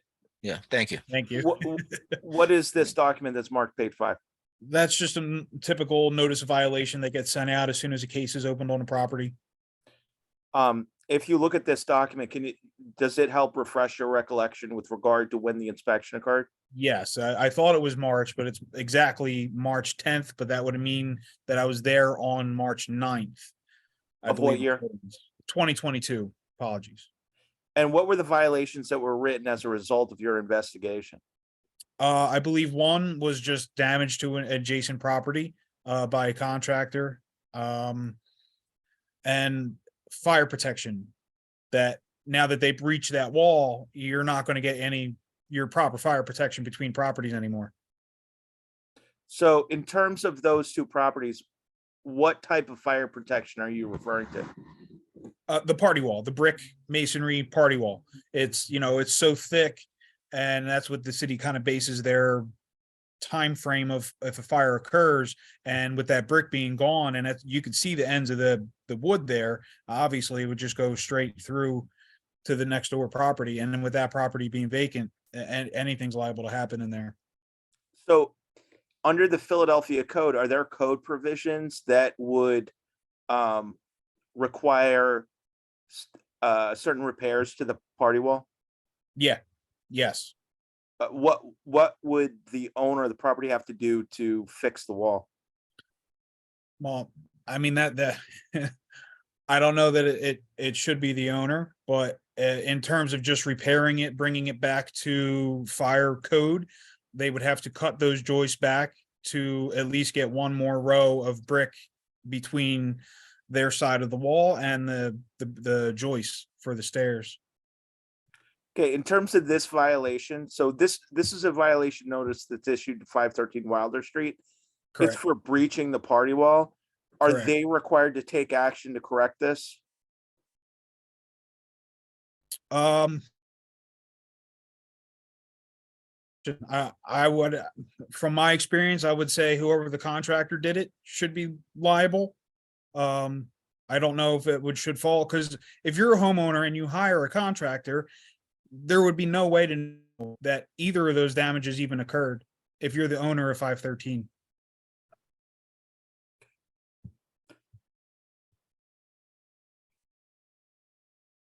And I have one more document that's at page 7. Can you tell us what this document is? That would just be the final notice. So before you take any other proceedings or send in any kind of case to court, it's just second step. Your next visit to the site, if there's been no permits or no action by the owner, we send out a final notice to notify them that this is the last inspection they're going to get in terms of appealing or doing anything before it goes to court. Did you inspect the property at a subsequent date? No, I did not do this inspection. I don't believe so. And I had been moved. have Sorry. you had a chance to review the department's records with regard to the property? Yeah, I mean, I'm able to go on Eclipse and see the whole history on it, yeah. Can you tell us, sitting here today, whether or not any further action is taken to comply with violations? I don't know, because that would really fall on if 515 has reached out to anybody to say if anything's been done yet, really. Okay. I'm gonna ask that the city's exhibits be admitted to the record. So noted for admission. Okay. I Any have nothing further? further at this time. Okay, Mr. Mandelman, do you have any cross-examination questions for Mr. Alessio? Yes, sir. Yes, okay. Was any construction going on at the time that you did the inspection in March of 2022? No, sir. I'm not sure if it was you who I spoke to, but I did speak to somebody who was in 513 at that time, and they had already been living there. You know, permits had been closed. They did everything the right way. The contractor must have missed that error. Were you able to determine when the damage took place? I would be tough for me to tell. It would have to take place during, the time of framing happening. I'm sure you could go back on the permits that contractor had pulled on your property at 513 and just get a ballpark figure of that time. But you don't have you don't have a date or anything. No, because that wouldn't have been me. That would have been prior to me even being in that area as an inspector. And were you able to determine who caused the damage? I mean, I can't confirm or deny who did it. I just can say that whatever framing was installed, that was installed correctly, and no one caught it. Who was the contractor on file? That I don't remember, because when I had gotten there, all I seen is that the permit was open and closed. So I know they did things on that end of it correctly. They just, because 515 was vacant, they had nobody had any idea that they breached the wall. And I think that's the issue here. And are you aware of whether or not the owner at 515 has tried to recover the whatever damage from the contractor? That I am unaware of, no. Okay. And are you aware whether she's filed a lawsuit against the contractor and the seller of 513? No, unfortunately, about maybe 5 or 6 months after that inspection, I've been moved to construction complaints, which is a completely different district. So now I'm in a completely separate part of the city. It's been about 6 months there now. And have you ever been inside of 513? No, I did not go inside. Whoever was in there, we spoke at the front door. I did not go inside. I just, he seemed like he lived there and looked like it was occupied. In 515, just to be clear, that house is not occupied. At the time of my inspection, no, it wasn't. Do you know the last time anyone lived there? I don't know. That's all I have on cross. Okay, Mr. Mandelman, just preliminarily, are you an attorney? I am. I mean, I'm not a real estate lawyer. No, I didn't ask that. I'm asking, are you a practicing attorney in Philadelphia? Yes, yes, sir. Okay, thank you. Could I Mr. have a Johnson? brief redirect? Yes. Inspector Alessio, when you did your inspections, did you write violations for both properties or just 513? I believe at the time that it was just for 513. We weren't really sure what direction we were able to go with it, because we were going to at least try to dig down the permit and see who the contractor was. I was going to ask, so if they were doing work in 515, would someone who did an inspection in 515 know to comply the violation in 513? You mean like if they did not repair the party wall? Well, yeah, if they were doing work to repair the party wall, right? Would an inspector know, without being you who wrote the violation, to go to the record for 513 and close it if the work had been done. I guess not. I'm not really sure. That would depend on how much investigation they did, because it would really come down to seeing that joist and knowing that it came from construction next door. Okay. That was just my question. All right. Okay. Thank you. Mr. Mandelman, well, before we do that, Mr. Johnson, do you have any further witnesses? I have no further witnesses. Okay, thank you. Mr. Mandelman, let's share with us your understanding of the facts. It looks like there's some damage to 513 to 515, my neighbor's property.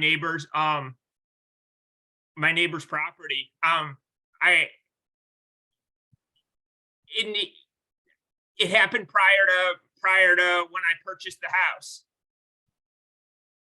Okay.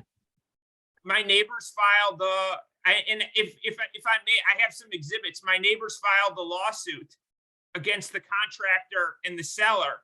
I didn't know about this. I believe I have also a claim against the contractor and the seller.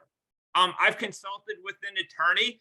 I'm a little bit, I don't want the cost of litigating this to exceed the cost of the actual repair. The repair could best be made from my neighbor's side of the house. She's trying to get money right now from the contractor and the seller to fix it. Okay, well, one thing I just want to put on the record, though, is there actual evidence of those claims being filed against the contractor? And if you have the name, put that on the record, please. I've got exhibits. If I could share my screen, or I could provide Mr. Johnson with a copy of the lawsuit and a copy of the docket. It's set for arbitration next Okay, well, week. let's not get ahead of ourselves. What exhibits would you like to share? I would like to share a copy of the lawsuit that my neighbor filed against the contractor. Okay, if you could just go to the front sheet. We don't need to review the full thing. Okay, that's fine. I'm going to share my screen.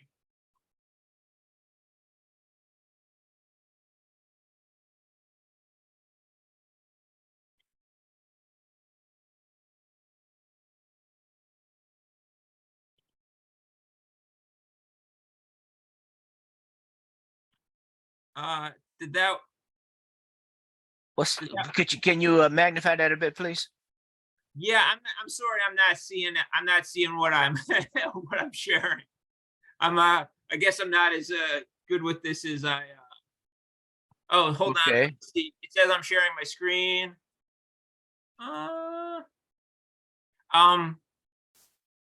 Somehow my Okay, let's do this. Mr. Johnson, do you have easy access to what he's showing, attempting to show us? And I can see what he's showing. I can see what it is. I'm familiar with Attorney Denenberg.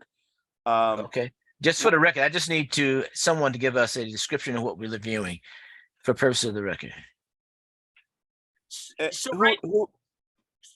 would ask, like, who's the contractor? It's the party that they've identified is A.R. Sinclair. And are you a party to this case? I'm not. Okay, so have you taken any legal action against anyone? I have not. I've consulted with a lawyer. I believe I could also have some claims, but again, I didn't want the cost of litigating it to exceed the cost of repairing the party wall. Okay, have you determined the cost of repairing the party wall? I have not, because it's sort of the damage is on my neighbor's side and I don't have access to the property. Is the property occupied? Is the property occupied, sir? It's not. Okay, all right. Mr. Johnson? Could I ask Mr. Mandelman, I apologize. My mind went blank all of a sudden. Should I stop? I can stop sharing my screen. I was going to say, when is the arbitration scheduled? It's good. I have a copy of the docket. It's scheduled for next Tuesday, a week from today. Is that on the 21st of February, 2023? Yes, sir. Okay, that arbitration, who are the parties in that arbitration? I only have the docket sheet, so I don't know, but I believe it's my neighbor and I believe it's the seller of the other house. They filed an answer in the civil case. Okay, so the 515 owner,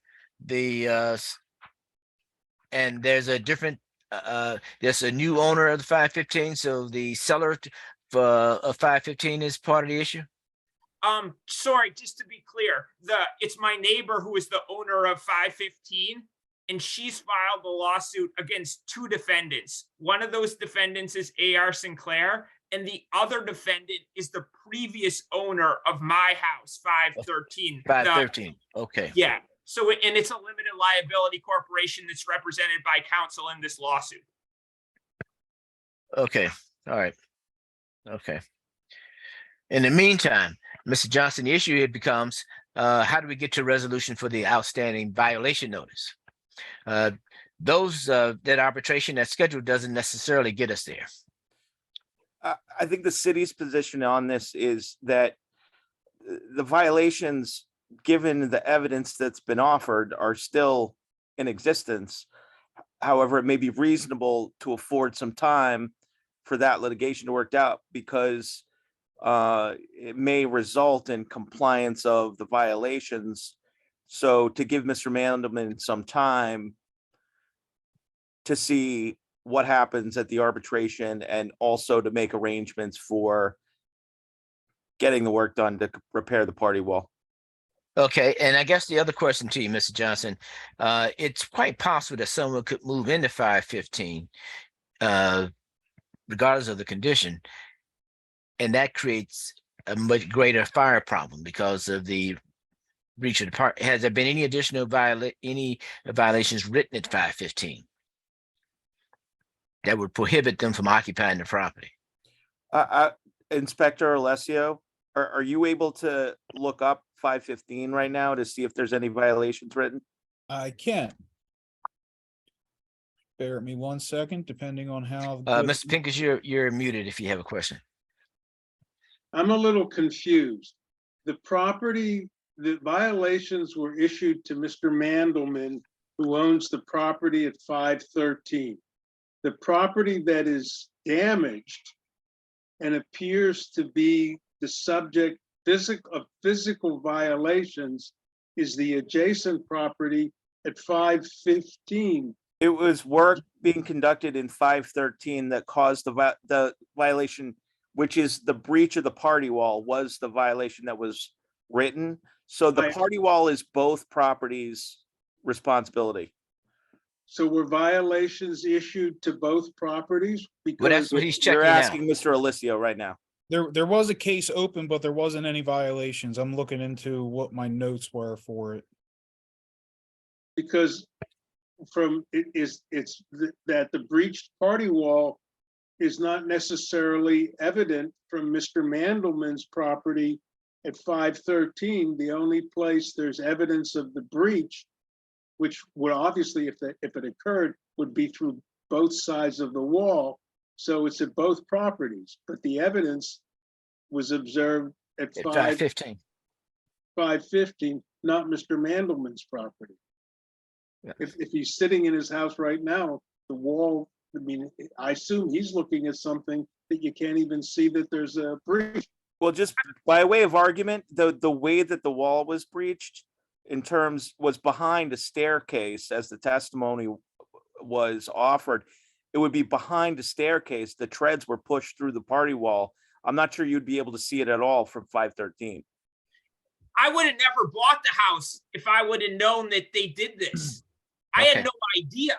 You can't, I hired an inspector to come over twice. Okay. I didn't know about this until I got the violation notice from the city. I think the city needs to file a violation against the contractor for my house to have the contractor make the repairs. Well, okay, we're at this moment, we're only dealing with what's in front of us. And so the issue, as we noted a moment ago, Mr. Alessio was checking. I think, Mr. Alessio, you were checking your notes. Was there a violation written against the 515 address? No, we never issued any violations for 515 because it was unoccupied. It remains unoccupied. My neighbor doesn't want to rent it out until she gets it fixed. She knows about it. We want to get it fixed. Okay, all right. And there was no record of a violation, Mr. Mandelman, until after you purchased the property? I didn't know about this for 18 months until I got the notice from the city. Okay, was the house where the renovations done before you purchased the property? Absolutely. Okay, I just bought a house that someone flipped. okay, all right, thank you. Anything else, Mr. Johnson? So if, No, I have nothing further. so are you suggesting, Mr. Johnson, we should continue this matter until this legal matter can be resolved, underlying legal matter? I mean, I think there's a practical difficulty. So on the one hand, legally speaking, the city's position is the violation happened, it was written, the owner owns 513. When you buy the house, you buy the problems, you buy the violations. However, there's a practical matter in this case, which is that he doesn't have control over the property he would need to go and fix the party wall. So to the extent that there are already other parties who are going to do that work, I'm not sure that the result in this case will get the city any closer to complying that violation. You know what I mean? So it may be prudent to give it a little bit of time. A stay of enforcement would probably be effective and appropriate in this case. Okay. Mr. Mann, will you have any general argument for this? Yeah, two things. I think the city's position here is fair, is reasonable. I mean, certainly a stay, but I would, in the alternative, request that I be acquitted in that the city file a violation notice against the contractor who caused this damage. Mr. Mandelman, the problem is that the city's not suing anybody. The city sees a code violation at a property emanating or caused from the property you now live in. So, I'm an attorney. I understand your remedy is, well, if the city finds a violation and I'm responsible to fix it, you then can go after the party that caused the damage that you now have to repair. So you had said, well, it doesn't make sense if I have to pay for the repairs for me to then go sue the contractor on top of it. Well, that's a problem. But you're a lawyer. Those things sometimes happen, that the cost of litigation exceeds what's involved. But the problem is you are now the owner of the property. If somebody did something that is improper, illegal, or in violation, your remedy is going to be against those people. The city is trying to fix a violation existing now in the property, and the city doesn't have, unless maybe they do an audit and they can suspend the license of the contractor, they don't have the authority to go get a contractor right now on fixing the physical violations at these properties. Well, just two things. I mean, the person who caused the damage should be the person who's responsible for causing the violation. The violation notice says that the contractor on file caused this. I agree. I think the city's right. It was the contractor on file. That's not a contractor that I hired. And that's not I'm not responsible. But I think Mr. Johnson's reasonable. Like, I want to get this fixed. I don't want to spend $15,000 suing the person to fix a $15,000 problem. It's not $1 million. Okay, well, if I could just say one thing for the board and for Mr. Mandelman. The city's not saying Mr. Mandelman did something wrong, or even the prior owner did something wrong. That's not what the violation is. The violation is stating that there was a code provision that that was violated, and it attaches to the building, not necessarily you as a person. But the violation exists, and eventually someone is going to have to fix it. So that's the city's position. Okay. Okay. No, I agree. I want it fixed. I'm not opposed to, continuing this so when my neighbor's able to recover, I can work with her and we can get it repaired. I want it repaired. Okay. Well, and that's why I'm looking to Mr. Johnson for some direction here in terms of what length of time are we talking about? I would suggest possibly 6 months. 6 months. Okay, let's do this. Given that there's clear violation, there's a code violation, and the seriousness of the nature, we can't leave it as completely open-ended. Mr. Madam, I understand the impact on the potential impact on you. If this isn't repaired, it'd be a greater impact if there were to be a fire and both houses would be consumed and lives would be at risk. So we don't want that to happen either. So that we will have to make a decision in this matter. I will now propose such a decision. Now this is number 32. HA 2022 001-678 513 Wilder Street, Joel Mandelman. I'm proposing city of Fern with a 6-month stay of enforcement. I would ask for. Wait, sir, we're in the midst of voting. You can't say anything. I'll go Thank you. along with that. I'm only concerned it's a little too long, but if the city was willing to do it, city affirms 6 months stay of enforcement. City affirms 6 months stay of enforcement. Mr. Mandelman, the decision is city affirmed with a 6-month stay of enforcement. I'm just gonna say, I put my email address in the chat. If Mr. Mandelman wants to share with me the other information about the underlying litigation, you can email it to me. That's great. I'll reach out. Okay, and Mr. Johnson, I would have make a request that if you could have a conversation with the enforcement area regarding violations that should have been written against 515. Okay. Okay, because at the moment there's nothing in the record that indicates that they can't have someone just move into the property. That shouldn't happen. Right. Okay. All right. Thank you very much. Right. Thank you. Okay. Thank you all for your appearance and your Excuse me, consideration. Mr. Chair, there's Yes, a Michael Pascar Yes. that's on there. And he's Okay. been there all day. Okay. Let me check with Mr. Wade. Let me check Mr. Wade first. Mr. Wade, I have we believe heard they all were the the cases? neighbors to, I believe they were the neighbors to this property. I'm not 100%. Is that correct, Okay. Mr. Pascar? Yeah, I am representing my wife, Galina Makarova, regarding the case number. She is right here. That case, that was case Do you 15. see- That do you case was, see- con- she that doesn't case see- was I'm sorry. continued. That was case 15. That case was continued. Was continued, okay. One last question. Do we know for how long, until when? No, it'll come up on one of the next published lists, probably in April or May. In April? Yeah, we just need to make one note. We in the Well, we process- can't, wait, sir. We can't take any testimony in this matter because it's not being heard. There was a request for a continuance and we agreed to continue the case. Okay. Okay. So we All should right. be receiving a letter, right? Yes, You you'll can receive a reach letter. out, you can reach out to board administration if there is a time period where you're out of the, or there's some continuance date that doesn't work for you. You can reach out to board administration. Okay. Okay? Okay, thank you. All right, have a Okay. good afternoon. Thank you very much. Mr. Wade, we have anything else? That's the list. Okay, thank you. Let's quickly go into executive session as we end this. Thank you so much, everyone, for your participation. Have a good afternoon. Thank you.